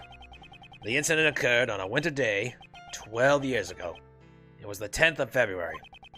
The police department in this country received a call from a group of kidnappers. "We've kidnapped President Huang," they said. Kidnapped? The SS-5 incident was the case of President Huang's kidnapping. They demanded a ransom of $100 million. Da da da da da da. 100 million? Wait, just how much is that? It's such a large amount, she's having trouble visualizing it. It's an amount you can't steal. That night, my old man was the last person to meet with the president. They were together at the Zhengfa embassy until midnight on February 10th. After that, no one knows what the president was doing up until he was kidnapped. With the president's life at stake, the Zhengfa government frantically gathered the money. After that, the ransom was delivered and the president was returned safe and sound. So, President Huang had been the president since 12 years ago. That's really amazing. Well, being in office for so long is just a small part of how amazing the man is. Lang seemed a bit happy when he said that. And what happened to the kidnappers? Well, a top-secret covert investigation was carried out. Then a secret trial was held. A trial? Does that mean the suspect was caught? The suspect was Patricia Rowland. Holy shit. Then the reason you came to the prison a few days ago... Yeah, I was put on extended leave from Interpol. So I decided to go back and reinvestigate what happened 12 years ago. First, I had to get a look at the face of my target. So the trial 12 years ago ended with a not guilty verdict. Yeah. Very bitter. A lot of angst building up in these wolf veins. Back then, my old man was in charge of every aspect of the president's security. He took responsibility for the kidnapping and was relieved of his post as bodyguard. But he continued to investigate as a regular police officer until he finally found the culprit. And it was none other than Patricia Rowland. There was no way she could be innocent. However, the result was a not guilty verdict. In the end, the case was unsolved. Crushed in both body and soul, my old man resigned from the police. What was the basis for arresting Patricia Rowland? There was a lot of evidence. At least that's what I think. But I can't see those documents for myself. So that's where my story ends. I don't think Little Thief can piece that together. What should we do with only this much information? Even the Little Thief would have a hard time producing a recreation. Is there really nothing we can do? Someone help. Looks like you could use some... Alright, question mark, question mark, question mark. Who could this be? Who could this be? Who's helping us? I'm trying to think. Let's see. Well, okay. Scientific investigation probably couldn't happen at this stage. Franziska? Who's that? Ah, both of you folks. Franziska! And Mr. Shields, too! We finished up with the trial and finally managed to catch up with you guys. Here, take this. This is... Oh, it's the case files for the SS-5 incident, sir! Convenient. When Roland mentioned 12 years ago during the trial, it caught my interest. I looked into it immediately and got in touch with Interpol. I expected no less from you, Franziska. Don't get the wrong idea, Miles Edgeworth. I didn't prepare these documents for you, the former prosecutor. I did it for the sake of the investigator taking up the case his father left behind. Sis, but I thought information on the SS5 incident was restricted to the public. That restriction was placed by the prosecutor in charge of the case, Blaze the Best. Blaze the Best was the prosecutor in charge? Him? However, yeah, his spark has kind of gone out. as a result of the trial just now, Blaze's authority has been revoked. It's all thanks to his son. The Best. Sebastian. By bringing down his father, the door to this past case has been opened. Prosecutor the Best is currently wrapping things up in Patricia Rowland's trial. He told me to relay this message to you. Leave Pops and his cohorts to me. You guys just take care of the case on your end. He's become quite reliable right before our very eyes. Truly. Alrighty then. This is perfect. Now that we have the files, let's leave the recreation to me. Indeed. Well then, let us begin. According to these documents, it appears that the incident took place right in front of the Tower Plaza. Then let's head to the plaza right away. He's really grown. Yes. I've actually looked back at some of the streams I've done for Ace Attorney, Ace Investigations 2, and I realized I did shit on DeBest a lot. I feel kind of bad now. April 6th, 3:25 p.m., outside Grand Tower, Tower Plaza. Kay, would you please activate the little Mr. Thief? Right. With these case files, recreating everything should be a snap. Where should I start? Where indeed. According to these documents, it seems there was a witness to the kidnapping of the president. A freelance journalist by the name of Jack Cameron. Interesting. However, he happened to be in the wrong place at the wrong time and was murdered by the culprit. So that would mean the place he saw the president at was here. Here? At the Grand Tower? No, the Grand Tower was only built around a year ago, Kay. Before that, this place contained mostly old abandoned buildings. However, 12 years ago, this place was... Now you're finally talking about some stuff that I know. Yeah, 12 years ago at this very spot was... the Happy Family Home. Oh. Well, now I feel bad that corporate enterprise has kind of taken the hell over.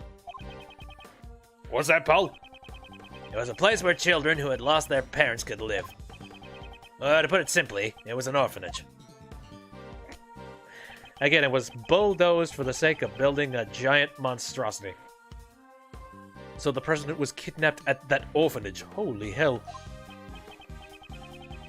And the head of that facility at the time was Patricia Rowland.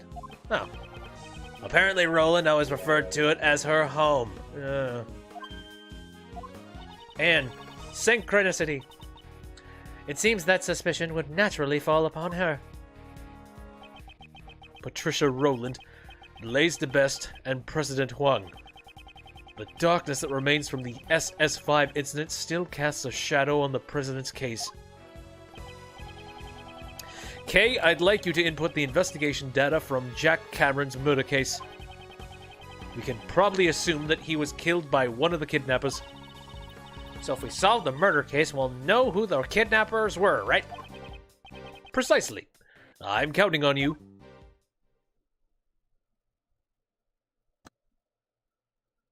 Beep, bop, boop. Sciencey crap. I'm trying to remember if anybody has not seen this before. I guess John wouldn't have. Ah, what a nice place. Yep. What the heck is this? Everything's green. I've come to expect such reactions. This is a recreation of the grounds of the facility that stood here 12 years ago, based on the documents from the police investigation. I recreated the scene to show what it looked like when police arrived at 7 a.m. the next day. It appears a fair amount of snow had piled up here. Yeah, I heard that the footprints in the snow were prime pieces of evidence. The snow fell during the day, on the day of the incident. So the snow only fell before the crime took place. Which means the footprints wouldn't have been erased by any further snow. I must make sure to pay close attention to these footprints. Neato. And the nice thing is that since it's a simulation, I don't have to worry about just stomping over these bastards. Woohoo! Alright. Anywho. So, we've got this trail of snow, this trail of footprints. These footprints stop near the body. They must be Mr. Cameron's footprints. He sure has some big feet. They look like a size 11. According to the data, his shoes match these footprints. The footprints here seem to lead to and from the body. These footprints were believed to be the culprits. The shoe size is about a size 7. That's fairly average. Seems we won't be able to tell who the culprit is from these footprints. Yes, but do we have any information about the actual, like, shape, or, the shape of the sole? Something like that? So this is the eyewitness of the president's kidnapping, Jack Cameron. What exactly did he witness? I've recreated the state of his body based on the photos taken by the police. It appears he was struck in the head from behind. The murder weapon was a brick, right? Looks like the ones from the garden. The blood that flowed from his head has splattered all over the surroundings. Here, take this. It's Mr. Cameron's autopsy report. Okay, got that. First filing everything into our report. I won't rest until I've inspected every suspicious-looking nook and cranny. Alright. We got a flower over here. A yellow flower has fallen here. In the language of flowers, it means a stolen treasure. Kay, please stop making things up. Still, this flower seems to be on a different variety from the ones growing nearby. Well then, why is it in a place like this? This bothers me a little. We should examine the flower bed itself after this. I knew it. Someone must have stolen this flower somewhere and brought it here. Kay. And in the language of flowers, this means an angry prosecutor. Shut your face. Here we got a brick. This is the brick that was used as the murder weapon. You can find bricks like this all over the garden. They must have used one of them as a weapon. Okay, let's look at the body itself. Jack Cameron was a freelance journalist. He was killed because he witnessed the president's kidnapping. Blood really stands out in the recreation. It gives me the heebie-jeebies. Even in the original photo, it looks brutal. A lot of blood was spilled. The back of his head is covered in blood. That must be where all the blood spilled from. According to the autopsy report, he was struck in the back of the head with a brick. Indeed, it's likely that the killer approached Mr. Cameron from behind. Is the victim holding something in his right hand? That's also written in the case file. It seems he was holding onto a button. A button? Did he tear it off the culprit's clothes? Interesting. Do we know anybody who would happen to be wearing a thing with buttons? I don't know. Patricia Rowland tends to wear nothing but animals at all times. For some strange reason. Is the camera any different? Okay. The victim was carrying a camera. Oh! According to the case file, it seems he only managed to take a single photo. Here it is. Ooh. Jesus. This is... Is that the president? He's being held at gunpoint. This must be the scene the victim witnessed. So the person in the coat must be the kidnapper. Indeed, it seems like some sort of disguise. If the logic of Agent Lang's father is correct, then this person should be Patricia Rowland. But why is there only one photo? Perhaps he was killed before he could take any more. I'm not entirely sure.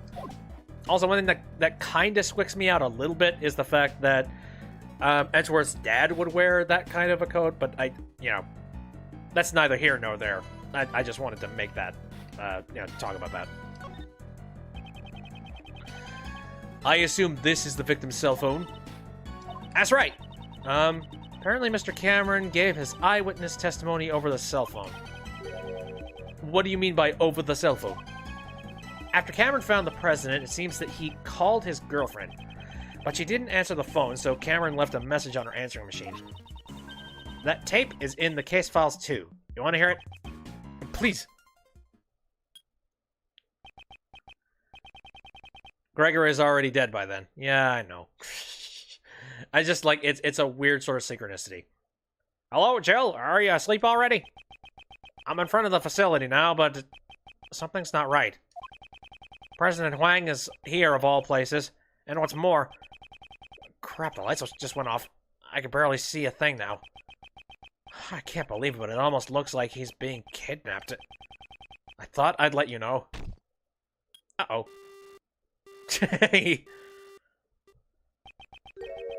What was that sound at the end? Seems he was attacked while he was still on the phone. Agent Lang, may I ask, what was the name of Mr. Cameron's beloved? I'm pretty sure I heard her name was Oh, good fucking shit. So it was true. Did you say Jill? This is why she was seeking revenge for 12 long years. Jack and Jill. Oh, fucking hell. Waka waka. The feelings and the items Miss Crane inherited from her beloved brought her to the auction. She had come to exact revenge on the conductor, Blaze. But Miss Crane tried to get revenge on Blaze, right? She may have wanted to get revenge on him for covering up the kidnapping case. Or perhaps she thought Blaze himself was the kidnapper. I keep saying the phrase tangled web, but holy hell. I feel like we're just oozing and covered in spiders. I don't think there's anything I can do with these things. Can I look at the blood splatter? The blood's so vivid. According to the autopsy report, it seems the immediate cause of death was blood loss from the blow to the head. Indeed, not only did it spill out from the wound, but it splattered around the surrounding area. No one could have survived after losing this much blood. I guess it's safe to say that the autopsy report matches the state of affairs. Alright. I feel like I've looked at basically everything here. So can I examine the flower bed now? A flower bed? According to the data, this facility had 3 gardens. And each of these gardens contained 3 flower beds. The way these flower beds are lined up. Have I seen this arrangement somewhere before? I'm trying to remember. Since it was during the winter, there were no flowers in bloom. What a shame. What's this yellow flower? Why is there a single flower here? That is a lion lily. It's a very rare type of lily. Did you say lion lily? That's the flower Miss Courtney gave to the president. What's it doing here? Could it be just a coincidence? Or symbolism? Oh! If I recall, the lion lily originates from Asia. In the language of flowers, it means the bond between parent and child.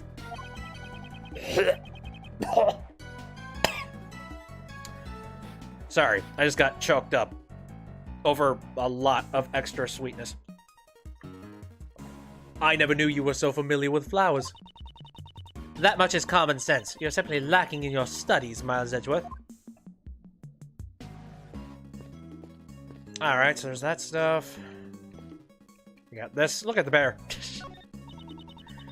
This bear-shaped igloo is both cute and scary at the same time. I hereby declare this thing a bear igloo. It looks as though this igloo could fit 3 people inside. Yeah, I bet you could live up to 3 years in this bear igloo. 3 years? What about the summertime? The igloo would melt. Mr. Edgeworth, say that again. Say that one more time. The igloo would melt. And then there's a bunch of other equipment. These playground toys are modeled after a hare, a tortoise, like from a fable. The tortoise and the hare competed in a race, and in the end the hare lost. And now for something completely different. It's time for a K quiz. Why did the hare lose? There are 3 choices. I already know the answer. It's because the hare took a nap. 1. The hare's favorite shoes were stolen by the Yatagarasu. 2. The tortoise trained with the Yatagarasu until it became faster than the hare. 3. Unbeknownst to the 2 animals, the Yatagarasu stole the victory from the shadows. Those are my only choices. Is it too hard for you? Okay, I'll give you a hint. It starts with a She wants me to pick number 3? No. I shall not. I'm not going to give in to your demands. What's this? This has mostly melted but appears to be a snowman. It has a scarf and a hat. It must have melted since it was dressed so warmly. The poor thing has even lost one of the buttons that was used for its eyes. The temperature reached its lowest point at dawn. Perhaps it would have refrozen later. Not so fast, Mr. Edgeworth. Once a snowman melts, even if it freezes up again, it becomes an iceman instead of a snowman. What? Is that what she was expecting me to say? What's this thingy? It's a swing decorated with the face of an elephant. It looks like there's some kind of motor attached to the other side of the elephant. There's one thought that has crossed the mind of every top-class swinger. If only I could do a full 360. With that powerful motor rotating the swing, that dream can finally be achieved. Rotating with a motor. But wouldn't that be dangerous? Mr. Edgeworth, you can't fulfill your dreams unless you're willing to take some risks. Is that the real problem here? I mean, I've seen it, but you have to be like a freaking circus performer. This pillar appears to be burnt. According to the files, it seems there was a fire on the evening of the incident. A fire? Oh, let's see here. Huh? It says that one of the children at the orphanage spilled kerosene and set it on fire as a prank. What the fuck kind of orphanage do you run, man? I guess that kid had far too much energy. I'd say, if he's willing to expend a whole bunch of energy creating more energy out of kerosene. And thanks to that, we can't make out any of the footprints near the main hall. How convenient. Why do you think it was foreclosed? I mean, you know, I can think of many other more reasonable reasons why somewhere would be foreclosed. This door, I remember seeing it from somewhere. Of course you would. It looks exactly like the Grand Tower door we saw earlier. But this is a recreation from 12 years ago. That means this door has been here since then. It seems when the Grand Tower was built, they decided to reuse the door rather than destroy it. It's like the old saying goes, discover something new by heating up something old. Oh, it seems she's understood the correct meaning of a saying for once. But if you're using a microwave to do it, don't heat it for over 5 minutes. I got close. Oh well. Anyway, I probably have a whole bunch of logic now, so... There are 3 footprints at the scene. They are shaped like hooves. Oh! I wonder if there's anything to do with this. Maybe. Maybe for, like, the sheer sake of just synchronicity and symbolism. Found near Cameron's body. Did it come from the facility grounds? Let me look at the, let me look at these things one more time. Because there doesn't seem to be anything, like, particularly weird about these spots. I don't think I can, wander off anywhere. I've looked at a whole bunch of the elements of this place.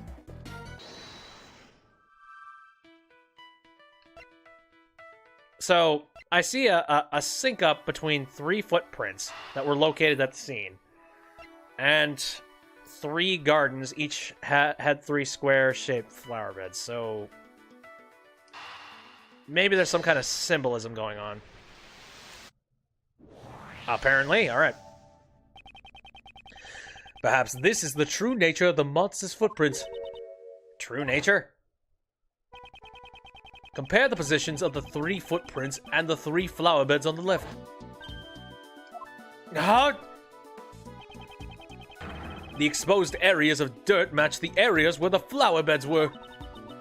So Blaze dug holes in front of wherever each of the 3 flower beds used to be. Exactly. Now, why would he do such a thing? I believe we have a piece of evidence that tells us why. Why did Blaze dig holes in the ground near the flower beds? Why did Blaze dig holes in the ground near the flower beds? I'm taking a guess and saying he was probably looking for something specifically related to the flower beds then. But what the hell was in the flower? I guess I might have wanted to look at the other flower bed first, but I feel like the game wouldn't have allowed me this option.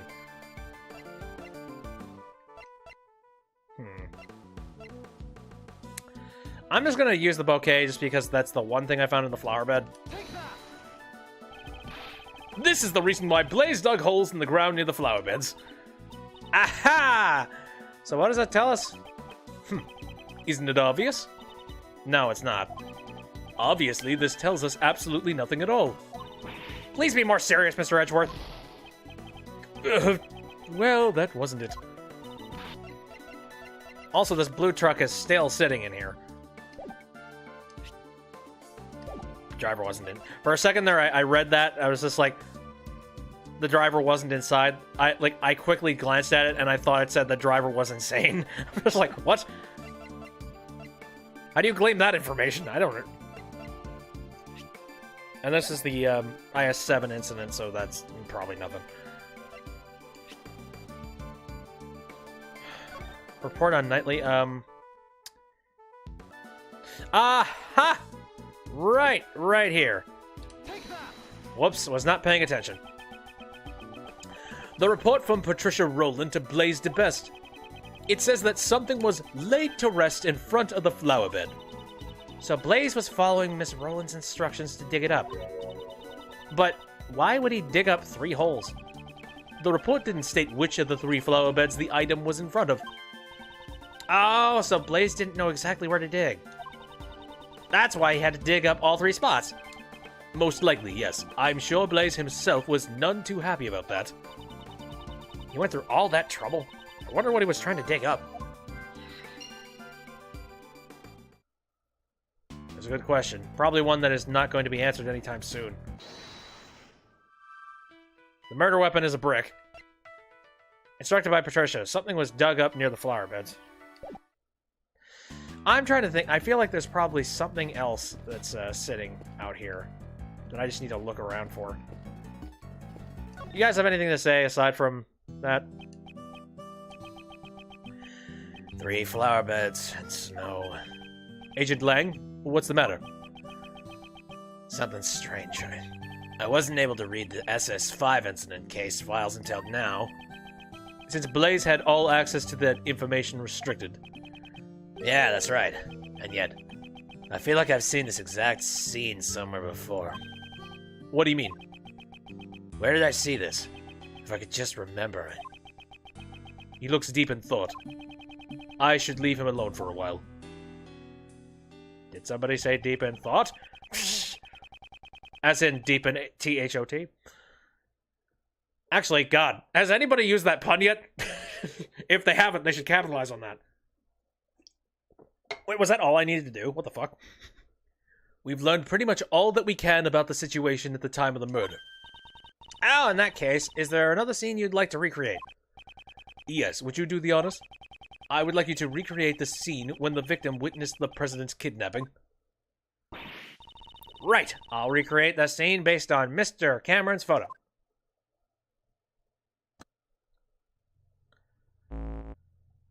Doopy-doop, boop, boop, boop.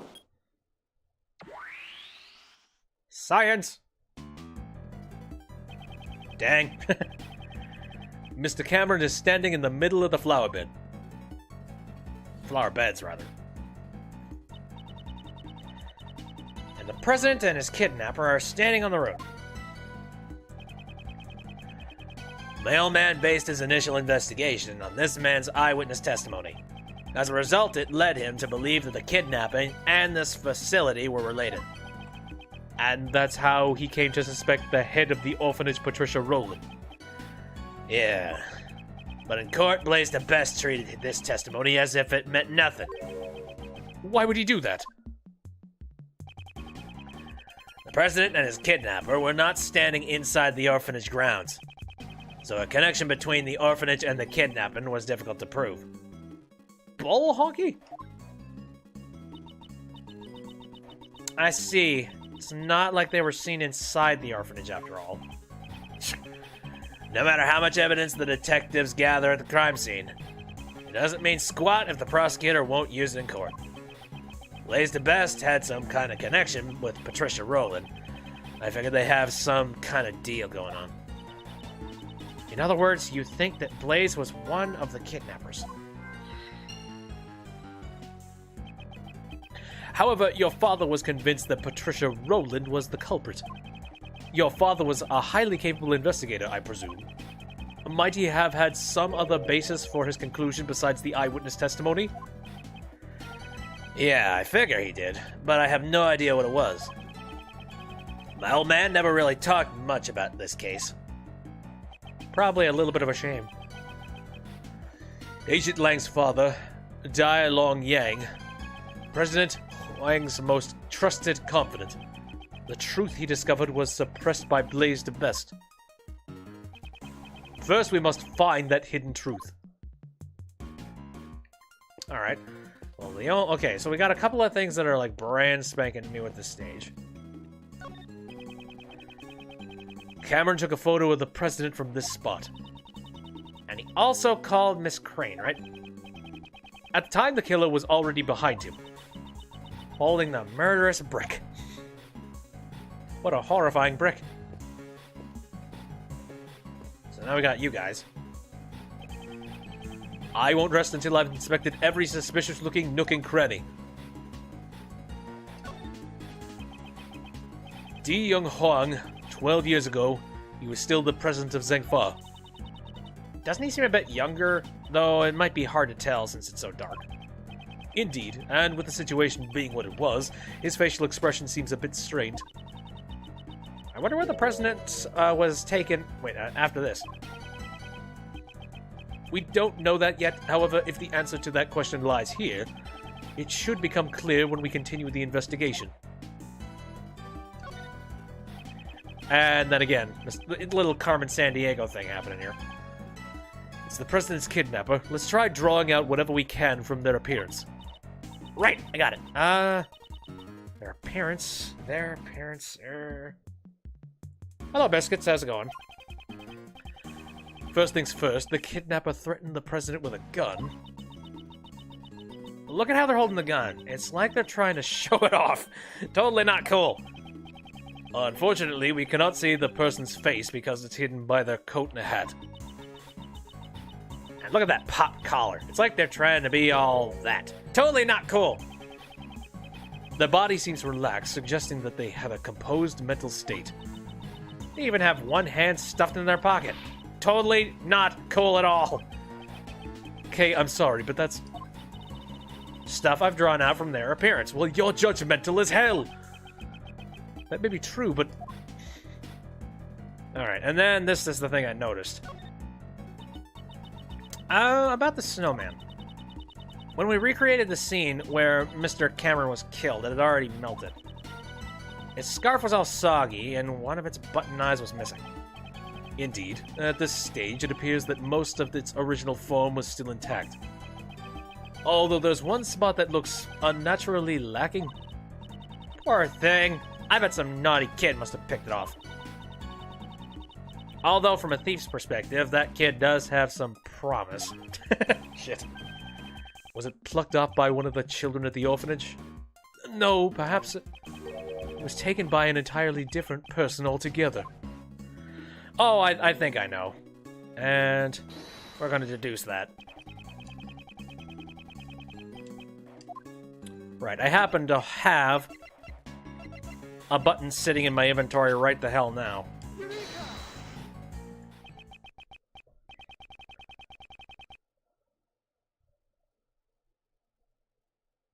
Ah, yes.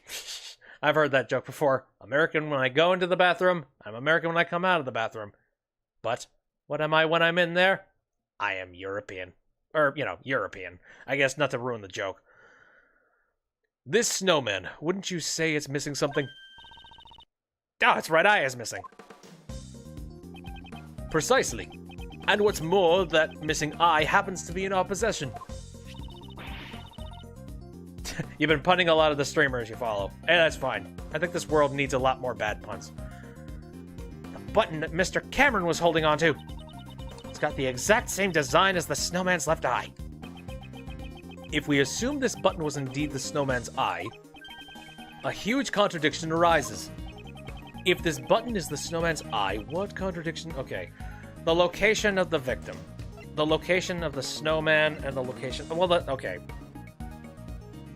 The first French fries weren't actually cooked in France. They were cooked in Greece. Waka waka. Okay, I think... I guess the location of the...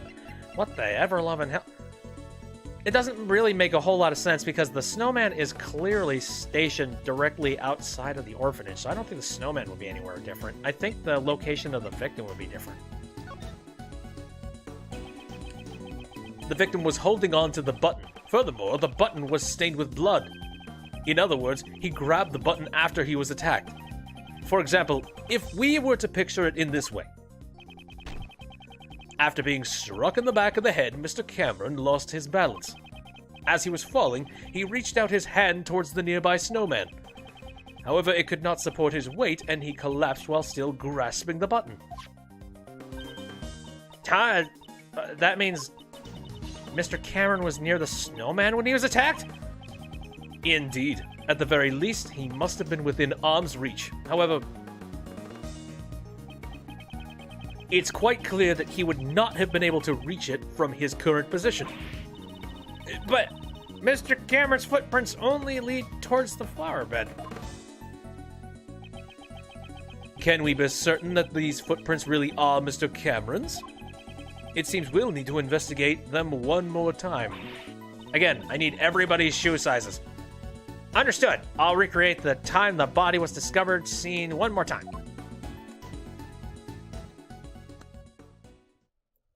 Flippity flip. I don't know, there's some big honking foots, and I feel like Blaze might be able to fill them.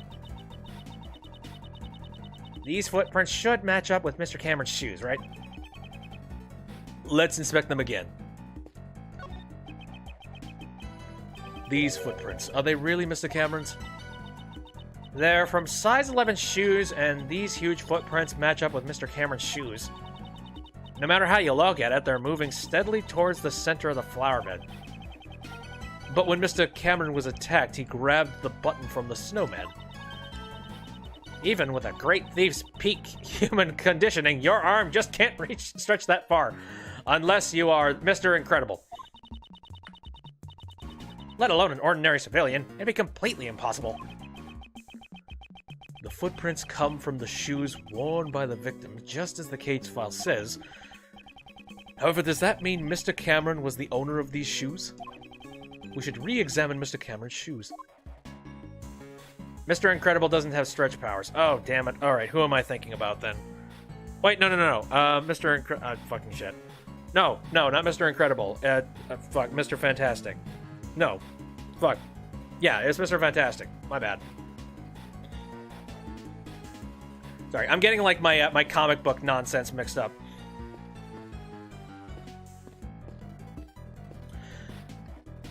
If you see a robbery at an Apple store, does that make you an eyewitness? Ah! Okay, what the heck was I even doing? I completely forget. Right, Elastigirl was a part of the Incredibles that had elastic powers. I was thinking of Mr. Fantastic. I'm sorry. Sorry, bad nerd. I am bad nerd. Okay, what were we doing here?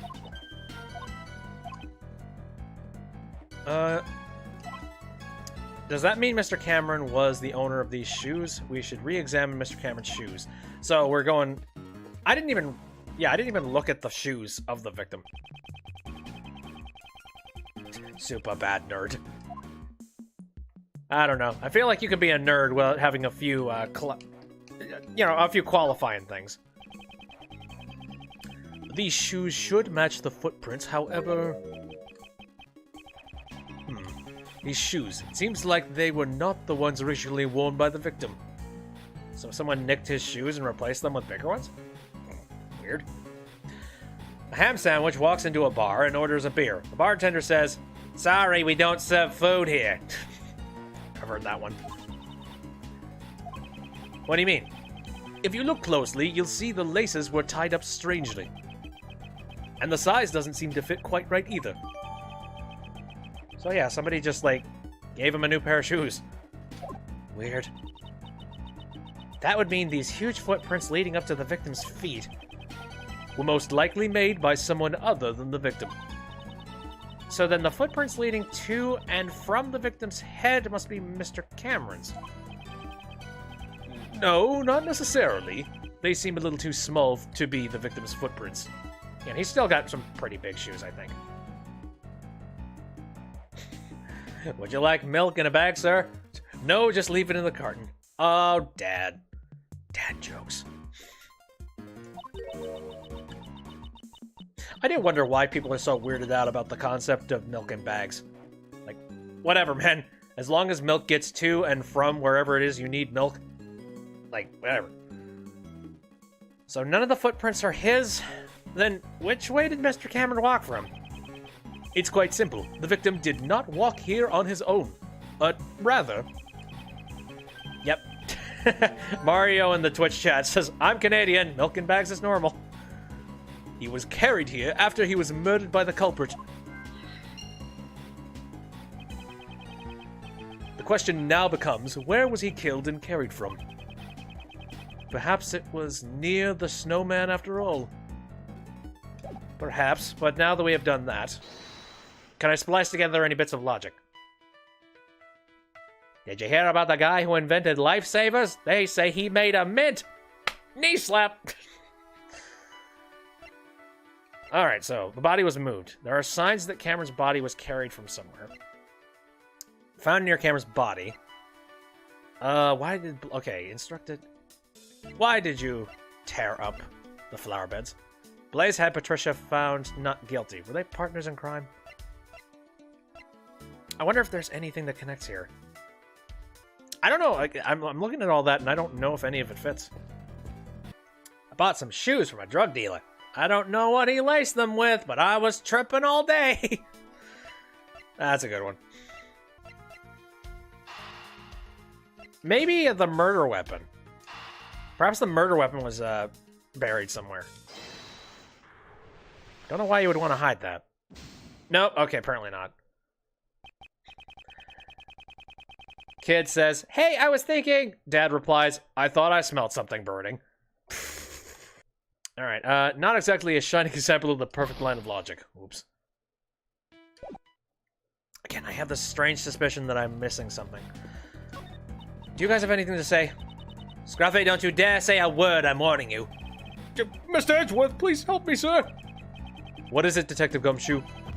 It's about the story behind the SS5 incident, sir. Even though Blaze may have lost his authority, there's no way you can get confidential documents this quickly.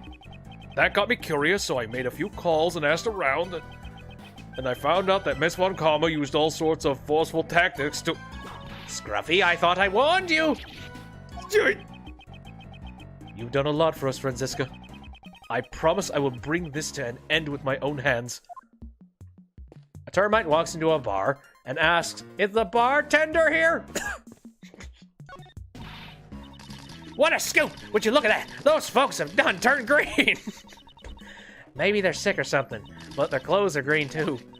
Where I'll be! Those clothes are all green too! I reckon this ain't no ordinary disease! You picked up on something good. Looks like you're talking taking it to the next letter. Oh, my God. English. Yes, Chief. Looks like there's no way we'll be getting a word in. Not that I have any desire to intervene. No, keep doing your crazy nonsense. How are you folks doing? What do you want? Oh, cool. So there is some stuff we could talk about here. Yeah, hashtag facepalm. English is hard sometimes. Especially if you're doing it in such a thick southern drawl as hers. John, I'd like you to tell me the exact details of your kidnapping. You were kidnapped at the garbage pickup area, right? Why'd you go there? You don't have to act as a go-between. I can just talk to the old man directly. So he says, looks like he's finally starting... So he says, looks like he's finally starting to warm up to you. Dad drives past a graveyard.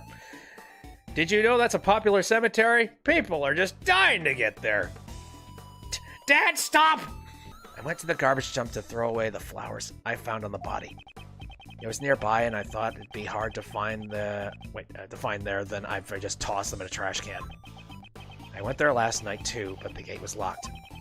And that's why you went there again today to dispose of them? Yeah, but when I got there, someone suddenly grabbed me from behind. And used Sleepy on you, right? Catching Z's is now super easy with Sleepy Z's.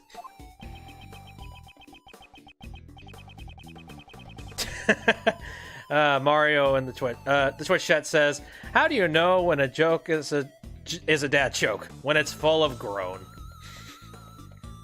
Oh wait, when it's full grown. God damn it. Sorry, I'm ruining all these jokes. Sorry, can you tell I'm not a dad? See, a dad would be able to pronounce these jokes easily. Two peanuts were walking down the street. One was assaulted! Even though she was also a victim to it, she seems to have taken a liking to the slogan. Whoever grabbed me was really strong, but that's all I know. I have no idea who it was. I see. So that's what happened. Alright. And so why were you locked in the freezer? I'm very confused. After the drugs wore off, did you notice anything about your surroundings? Those drugs were brought to you by Sleepy Z's. Catching Z's is now super easy with Sleepy Z's.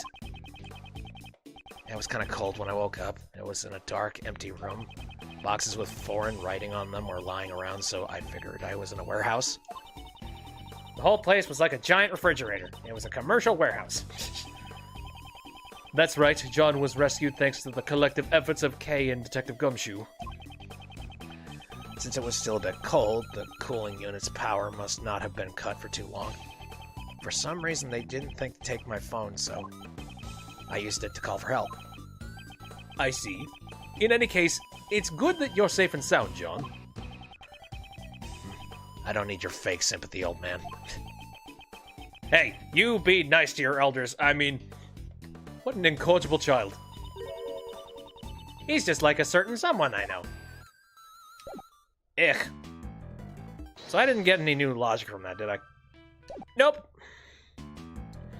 Why did the invisible man turn down the job offer? He couldn't see himself doing it. Nobody could. You have something to say? This scene sure puts a chill in your bones. Uncle Ray needs a hot babe to keep him warm. No hugs.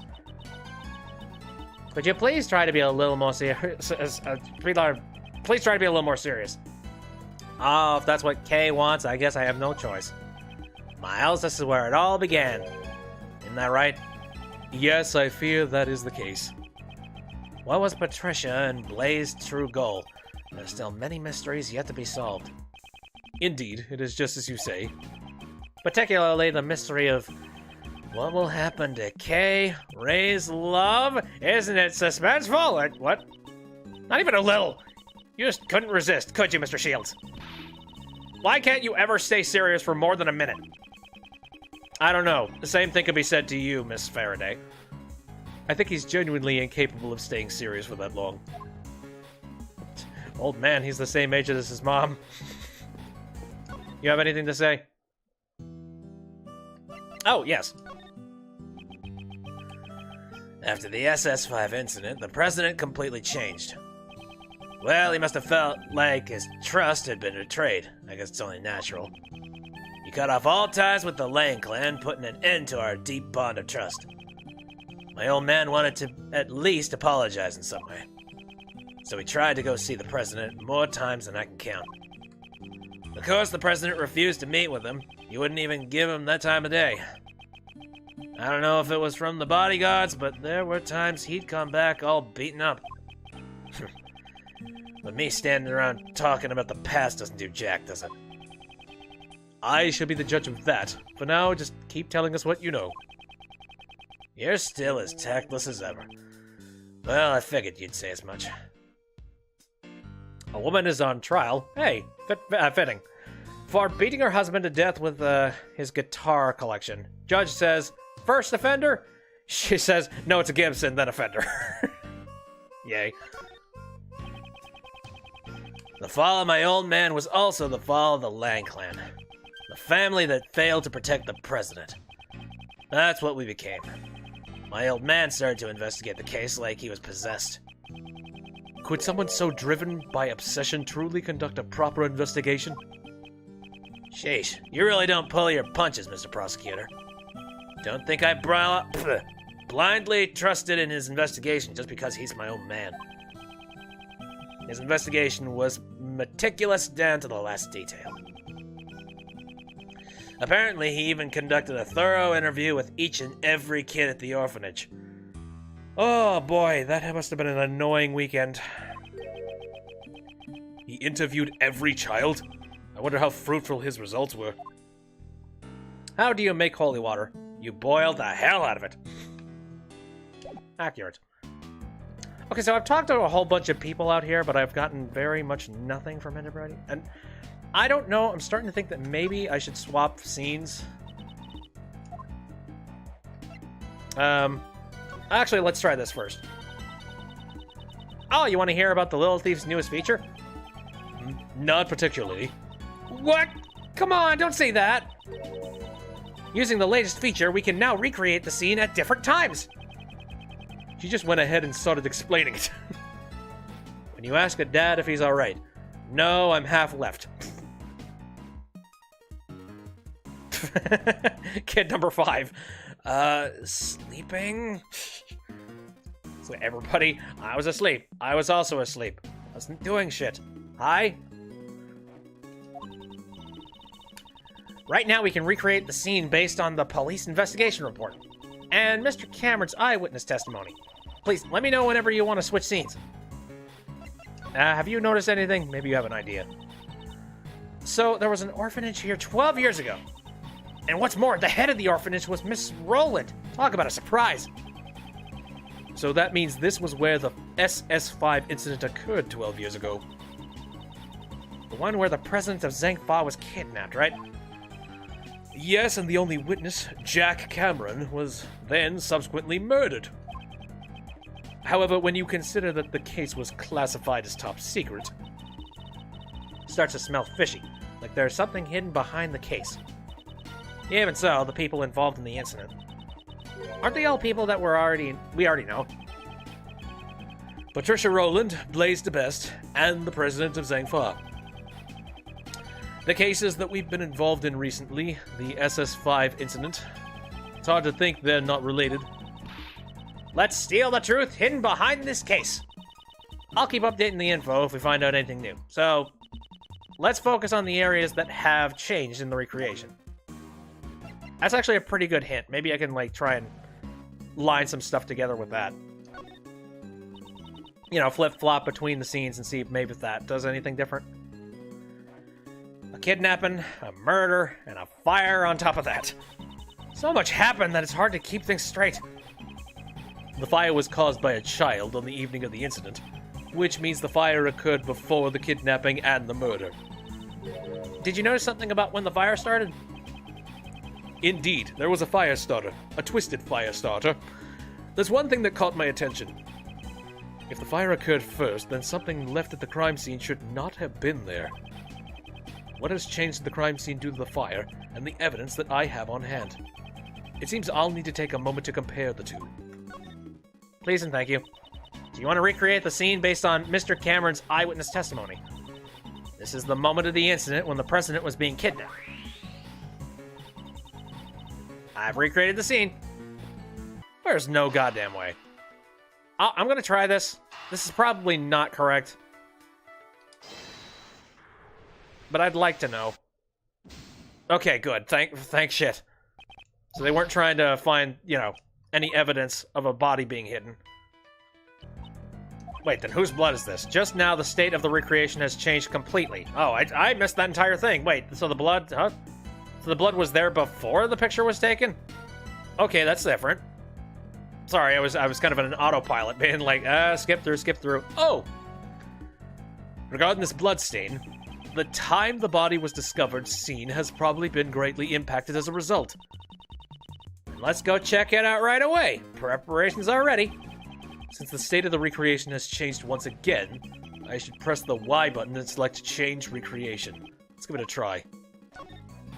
Ah, these are tangled-ass puzzles. And then a sad snowman. Let's look at him again.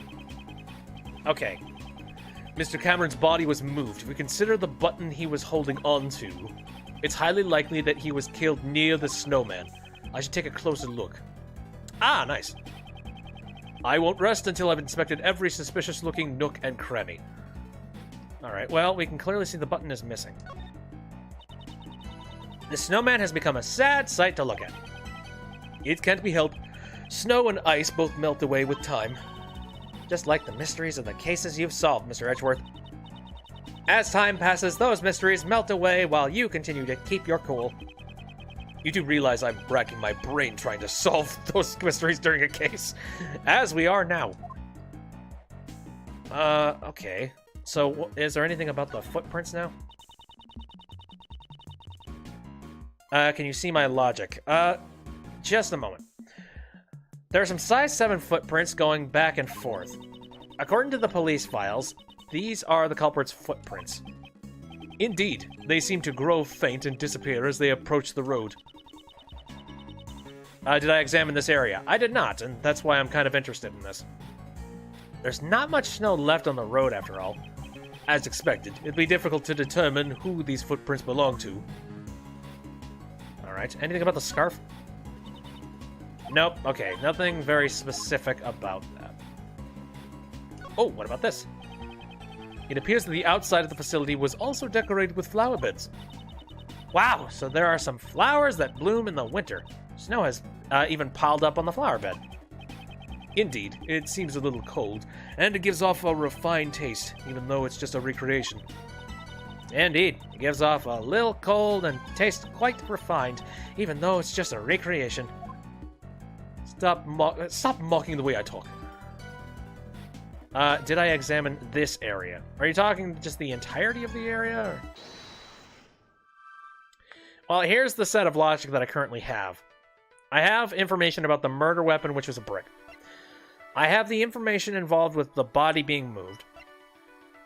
I have information related to Blaze maybe being one of the kidnappers. And information about, like, why did Blaze dig, why did Blaze dig up stuff? So that's the 4 things I currently have at the moment. I want to examine the bucket.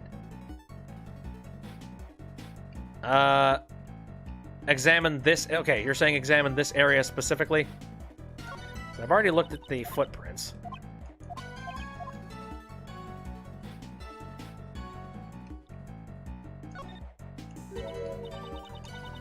Aha! Huh? There's a brick missing here. Damn it, is that all that it took? The rest are all in order. It's strange that only this one is missing. Funny, I feel like that's gonna open up the entire case now for some reason. Alright. The murder weapon was a brick. There's a missing brick over here. Whoa! Shock! Perhaps the missing brick was the one used as the murder weapon. Well, then if that's the case... Ah, yeah, it seems to be just the right size to fit the gap perfectly. So the brick was near the snowman.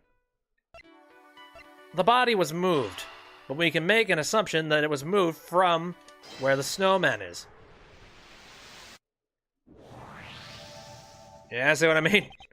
As I thought, it seems the murder actually occurred near the snowman. Both the button Mr. Cameron was holding and the murder weapon came from there. Indeed. Also, if we assume that the killer picked up the brick near the snowman, and then tried to sneak up behind Mr. Cameron... Oh, Mr. Cameron totally would have seen the person picking up the brick! Exactly. Okay, please update the recreation. Mr. Cameron was not in the middle of the flower beds, but near the snowman. Okay, I'm on it. Let's look at it now. No matter how you look at it, this is strange. All the people involved in this case are gathered in the same place. Did we make a mistake here or something? One piece of evidence this recreation is based on is odd. If I had to choose which piece of evidence is fake... Which piece of evidence is likely to be fake? Oh boy, alright. Well, this is gonna be complicated, this shit. But it has to do with the evidence involved with this current case. Are you asleep already? I'm in front of the facility now, but something's not right. President Huang is here of all places, and what's more, crap, the light just went out. I can barely see a thing now. I can't believe it, but I'm almost... it almost looks like he's being kidnapped. I thought I'd let you know. Actually, that seems like it's right. And on top of that, it seems like this lines up better now because it says I'm in front of the facility. I feel like a piece of evidence that would be fake would have something to do with the placing and the location of all the people and like everybody there. You know what? At this point, yeah, okay. Or if we're trying to fix this particular spot, I feel like Cameron's photo might actually be fake at this stage. Maybe. Because or either that, or it's been very misplaced as all hell. Because it doesn't make sense for them to be sitting in the exact same location. I'm going with this. Was this photo really taken by Mr. Cameron? Holy shit. I'm glad I got that right, because I don't have a lot of health. What do you mean? We have proven that whoever killed Mr. Cameron also moved the body. For what reason would they have to deliberately move his body? Perhaps the culprit wanted to falsify the scene that Mr. Cameron witnessed. And that's why they took a fake photo? They made the president stand under the streetlight and took a photo with Cameron's camera. It would have been quite simple. Now that you mention it, Mr. Cameron's camera only had one photo on it, right? Indeed. In all likelihood, the original roll of the film had been removed from the camera. And after loading a new roll of film into the camera, the fake photo was taken. Ah, so there's like a fake roll of camera, a fake camera photo somewhere around that I need to find. Interesting. I suppose it would be easy to try and just take that photo being like, hey, bastard, get over there at that fence. Okay, now just stand there and look pretty. I see. So this photo must have been taken after Mr. Cameron was killed, right? Getcha. Exactly. This was not the scene Mr. Cameron actually witnessed. It's likely that this photo is forged evidence. Then where did Mr. Cameron witness the president and his kidnapper? The photo isn't the only piece of evidence that indicates what Mr. Cameron witnessed. Oh, the testimony he left on the answering machine. Precisely. We should listen to the recording one more time and confirm what was said. Where else could the president and his kidnapper have been? I really would have wanted to... Shit. Okay. My guess is that they probably were located over here since this light is out. Take that. Mr. Cameron said this on the answering machine. Ugh, the light just went off. I can barely see a thing now. There are only two places here where the lights are broken. The light by the orphanage. Kay, could you please update the recreation? Roger.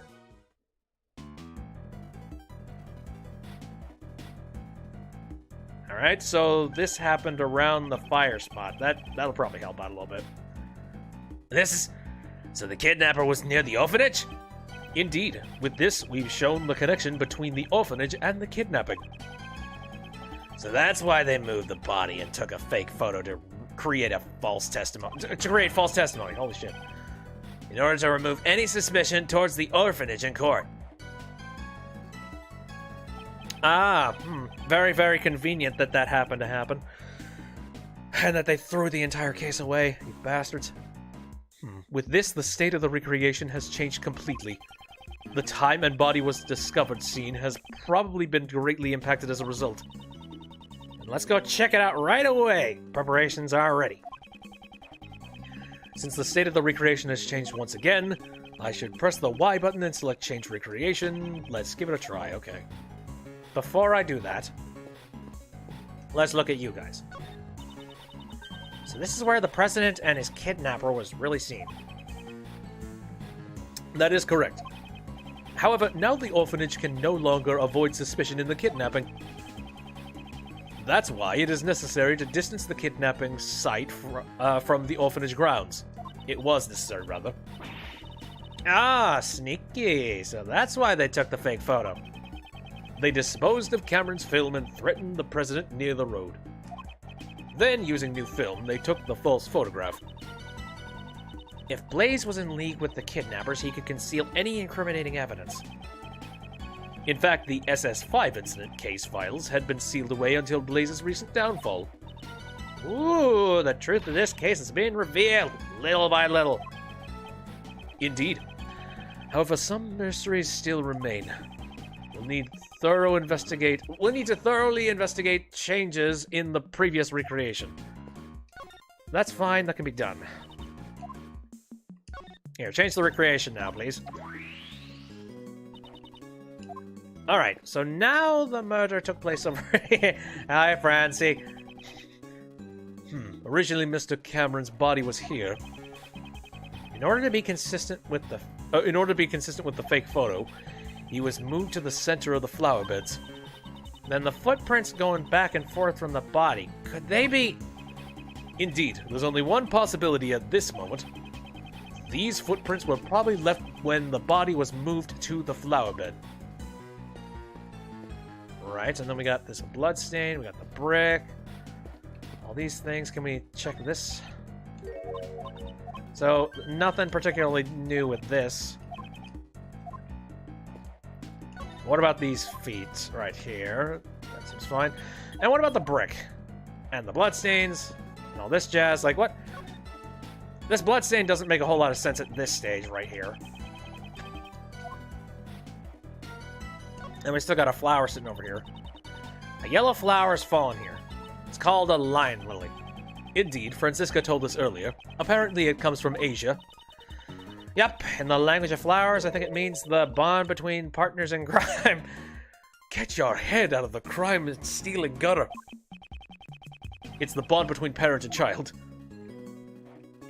Again, now we have sort of an unaccounted for bloodstain. The blood splatter above the snow. There certainly was a substantial amount. It's almost as if the murder was actually committed here. But Mr. Cameron should have been attacked near the snowman. Exactly. In that case, the blood must belong to someone else. What? But the police report said that was Mr. Cameron's blood. The one in charge of this case was Blaze the Best. It would have been simple for him to falsify that information. But wouldn't it be faster to just clean out the bloodstain rather than falsify the information? He wouldn't be able to do that. Think about it. Blaze knew that Mr. Cameron's body would be discovered here, in which case the forensic department would naturally become involved. Ah, luminol reaction. They would have discovered it with the power of science. Precisely. It would have been difficult to completely erase all traces of the blood. However, falsifying the results of a blood test would be much easier in comparison. Yeah, we just have to switch the results from the forensic reports. Ah, what a bummer. Knowing those documents I read were falsified. It looks like Mr. Cameron's clothes were completely soaked in blood. If the blood scattered here got onto Cameron's clothes, that would mean at the time the bloodstains here had not dried yet. I see. So then this certain somebody's blood was splattered here just a short while before Mr. Cameron was murdered. Indeed, that's exactly right. However, if that's the case, whose the hell's blood is this? Oh god, I know I have made a reference to this in past streams, but I'm just reminded of that one Panics series that Rooster Teeth did a long time ago. Just like, well, whose blood is this? Is this your blood, Bravo 1? No, it's not my blood. If it were my blood, I wouldn't be going, oh, look at the blood. I'd be going, oh god, my blood, someone get me more blood. It's like, hey, this is no time to be, this is no time to be dilly-dallying or something. It's like, we have some unidentified blood here.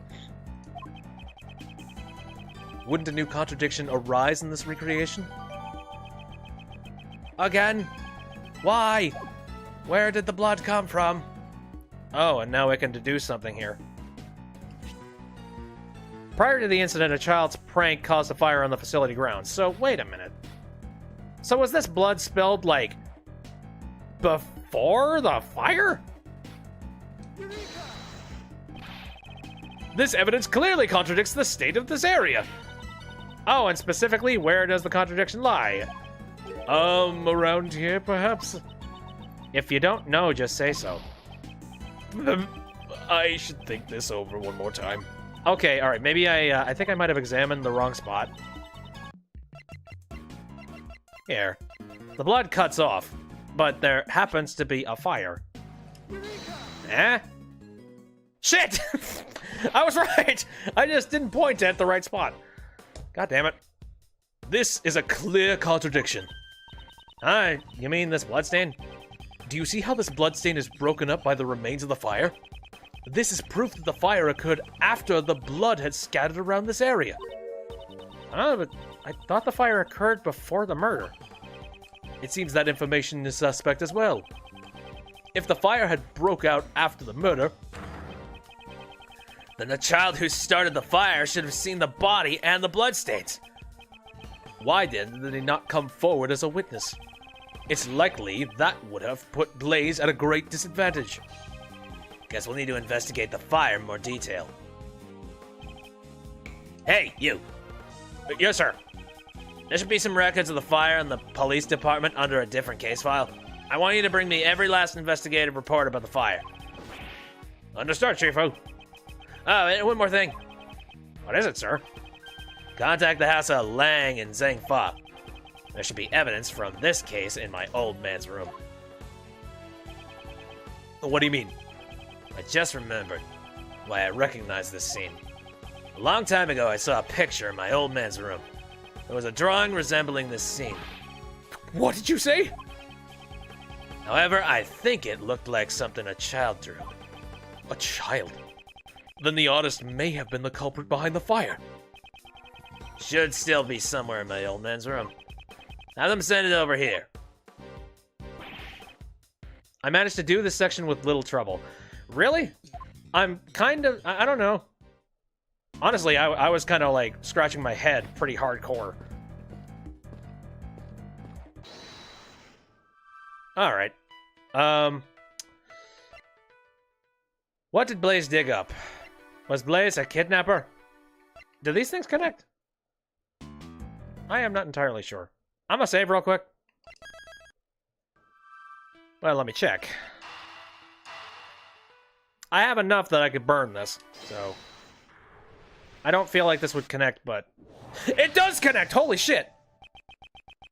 If we suppose that Blaze was one of the kidnappers, it becomes more likely that what he dug up yesterday is connected to the abduction.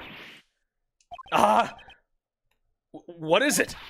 I figured it out! It was treasure! Treasure! Couldn't Blaze have dug up the ransom money? The $100 million ransom? Like I said before, that's not something you could easily hide. Buried in the ground until the heat had died down? It's certainly possible. I know, right? I don't know. I don't know about that. Again, like, I don't know what denomination of bills you'd be working with, but holy hell. It's not a full amount of health, but it'll work.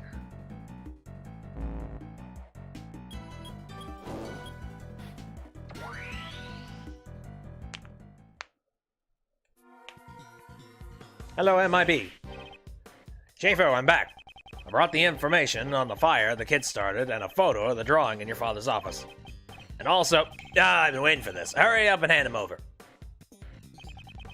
The information held by Agent Lang's father. The fuck? Who are these individuals? Why are they... I am very confused. I can clearly see one of them is the person saying Fa. Who is this other Joker? Oh, wait a minute. Isn't he the, Shit. Wow. Oh, God. Murderer on deck. This is it. It's exactly what I remembered. This was the picture drawn by the child depicting the night of the incident. Sure looks like it was drawn with a child's touch. As I thought, the one who drew this is most likely the child who started the fire. This kid draws better than me.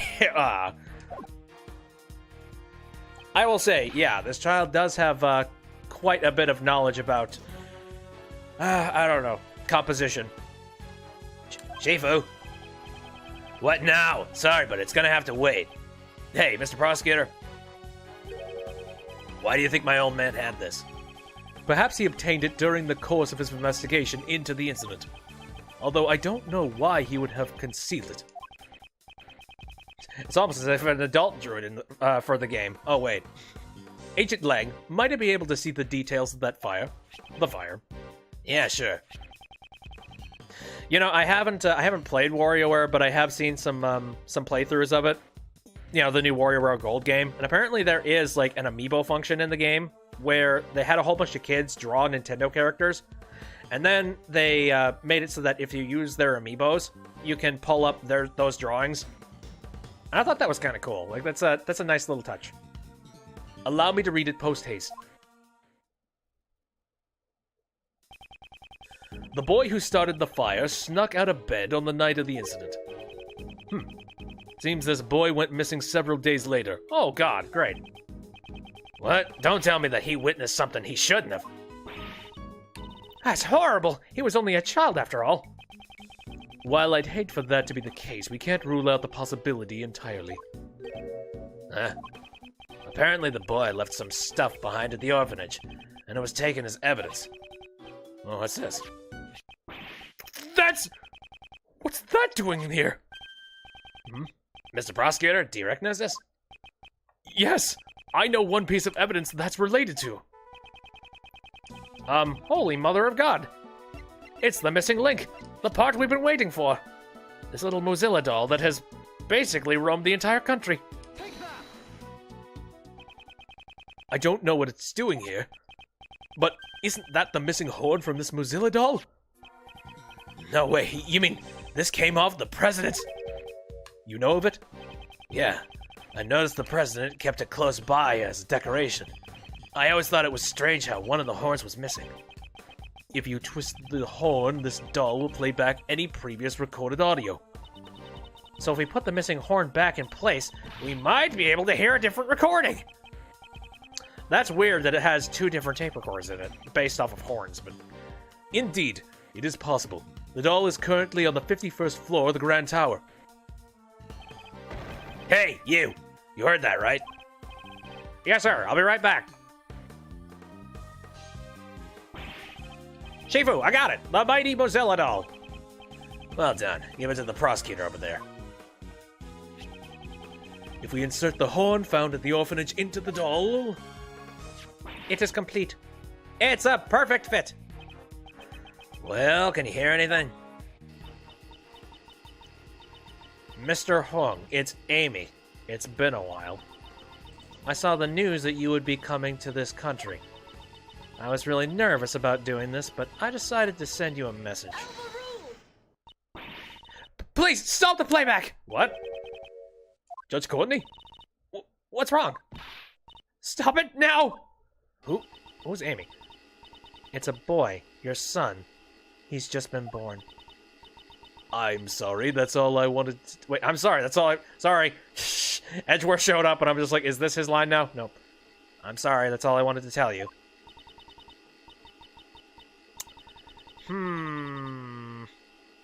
Well, now we know why the bouquet was important. Marsh! Did she say John?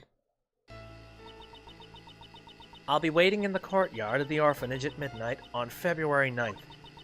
Even if it's just once, I want John to be able to meet you. I'm sorry if I'm being selfish, but I'll be waiting. Dum dum derp! No way. That was my... John. What's the meaning of this, Miss Courtney? John is not my biological son. I could kind of make the connection. Not the same hair color. It looks like just facially it's not the same. Yeah. Well, duh. Yes. He's adopted. Did John know about this? Of course he knew. John's mother, Amy Marsh, passed away about 5 years ago. She and I were cousins. Since we were young, we've always been really close. We were often mistaken for sisters. That's why when she passed away, I thought it was only natural that I'd look after John. Also, there were circumstances which prevented me from revealing his father's identity. International problems. He's 13 and she's 26. Well, yeah, definitely. I never even told John his father's name. I don't know, it's Japan. You never know. And now it's all been revealed, thanks to the recording on that doll. Did John's mother send the doll to the president? Hey, John, was he, the president, really my dad? Yes, he was. Before you were born, Amy worked as a diplomat in Zangfa. A diplomat? So that must be how she became acquainted with President Huang. Hang on. Didn't you tell me she worked at the orphanage? Yes, after returning to this country, Amy left her job as a diplomat. She always had great passion for charity work, so she began working at the orphanage. Fitting. Hey, Miss Courtney.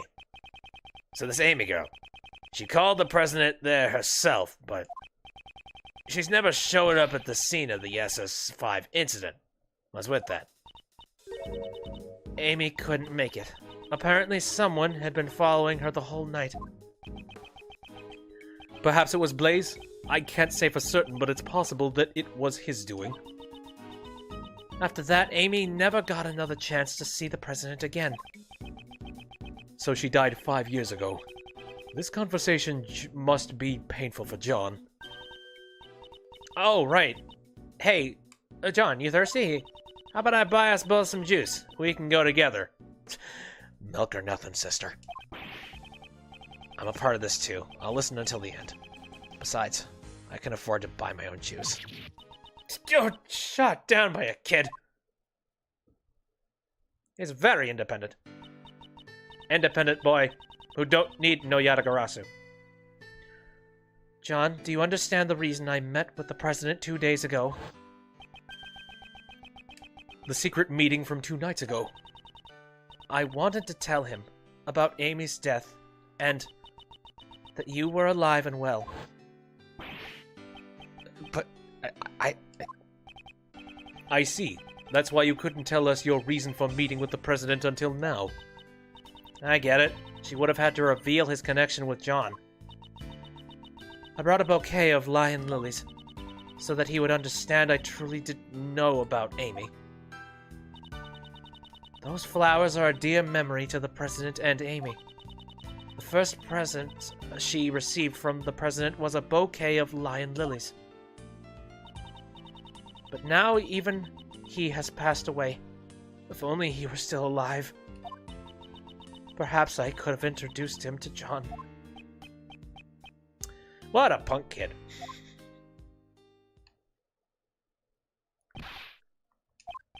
Shifu, I'm sorry to interrupt this atmosphere, but there's something I need to say. Duh, what is it now? Can't this wait? Well, actually, there's one last item that's been delivered here from Zangfa. I have here the president's will. Oh, okay. What? The president's will! My old man received a great number of special medals from the president himself. As a token of his trust, the president left his will in the protection of the Lang clan. Those medals and that will, they were the pride of our clan. Our family treasure, so to speak. How outdated is it, though? This is... Agent Lang, does that will have something to do with the current case? The Prez, pectoral goals. You bet it does. It says here, I hereby acknowledge John Marsh as my own son. What? John's name is in the president's will? Are you certain that will was written by the president? Yeah, he entrusted it to the Lang clan even before the SS-5 incident took place. They'll have to appraise it back home, but name of the Lang clan, this is the real deal. Di Young Huang was the president of an entire nation. The existence of his son would have caused considerable controversy. However, he left behind a will just in case. This makes it doubly sure. I still can't believe it myself, but there's no room for doubt. John Marsh, you are the son of Ji Young Huang, president of Zhengfa!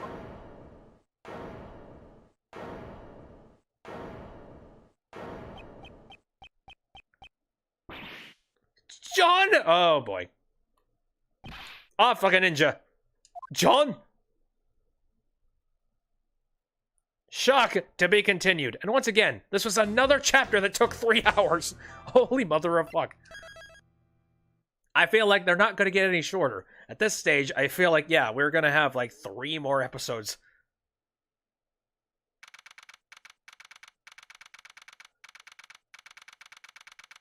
The Prez is more like a king. Who cares about the Prez's son? I mean, you know, kings, lineage, all that kind of thing. I don't know. But anyway, yeah, I think I'm going to be calling it for now, because, again, 3 freaking hours. He's not a king. Well, I don't know. I don't know how they classify presidents and kings in other countries. You could have different rules. He's the president. He's the president. He's been the president for 12 freaking years. Or probably more than that, depending on how long he's been in office. So I don't know how Zhengfa rules their system. We know how we rule ours, but we don't know how they rule theirs. And, yeah, again, we got, everybody has come back to the studio a lot. That's weird. I guess we'll see what that is all about next week. But, yeah, this has been a very long stream, and I have tacos that I need to make and consume. Probably have 3 to 4 hours left. Perfect. I think that's good for, like, 2 more streams. So, thanks, everybody who popped into the chats. Again, we had some fun mixes between Twitch and Mixer tonight. It was fun. It's been fun. If you want to take a look at this episode after it's done, I may want to cut it down a little bit because there were some parts during the investigation of the orphanage that I kind of like tripped up. It was like, where am I? But I'll get to work on that and I will upload it to the YouTube channel once it's finished. I stream on Saturdays, Sundays, and Wednesdays, all of them starting at around 7 o'clock p.m. Central Standard Time. And I feel like tomorrow I need to take a break from PC Building Simulator. Like, it's an interesting game, and it intrigues me, but I've been playing it for a very long time. So I need to think of another game. I got a lot of them that I really should get back to. But I'm not sure. I guess I'll see how things turn out tomorrow. And because I don't know. I'm not sure what I'm going to be playing, but I will see. Again, thanks for coming out. See you next time.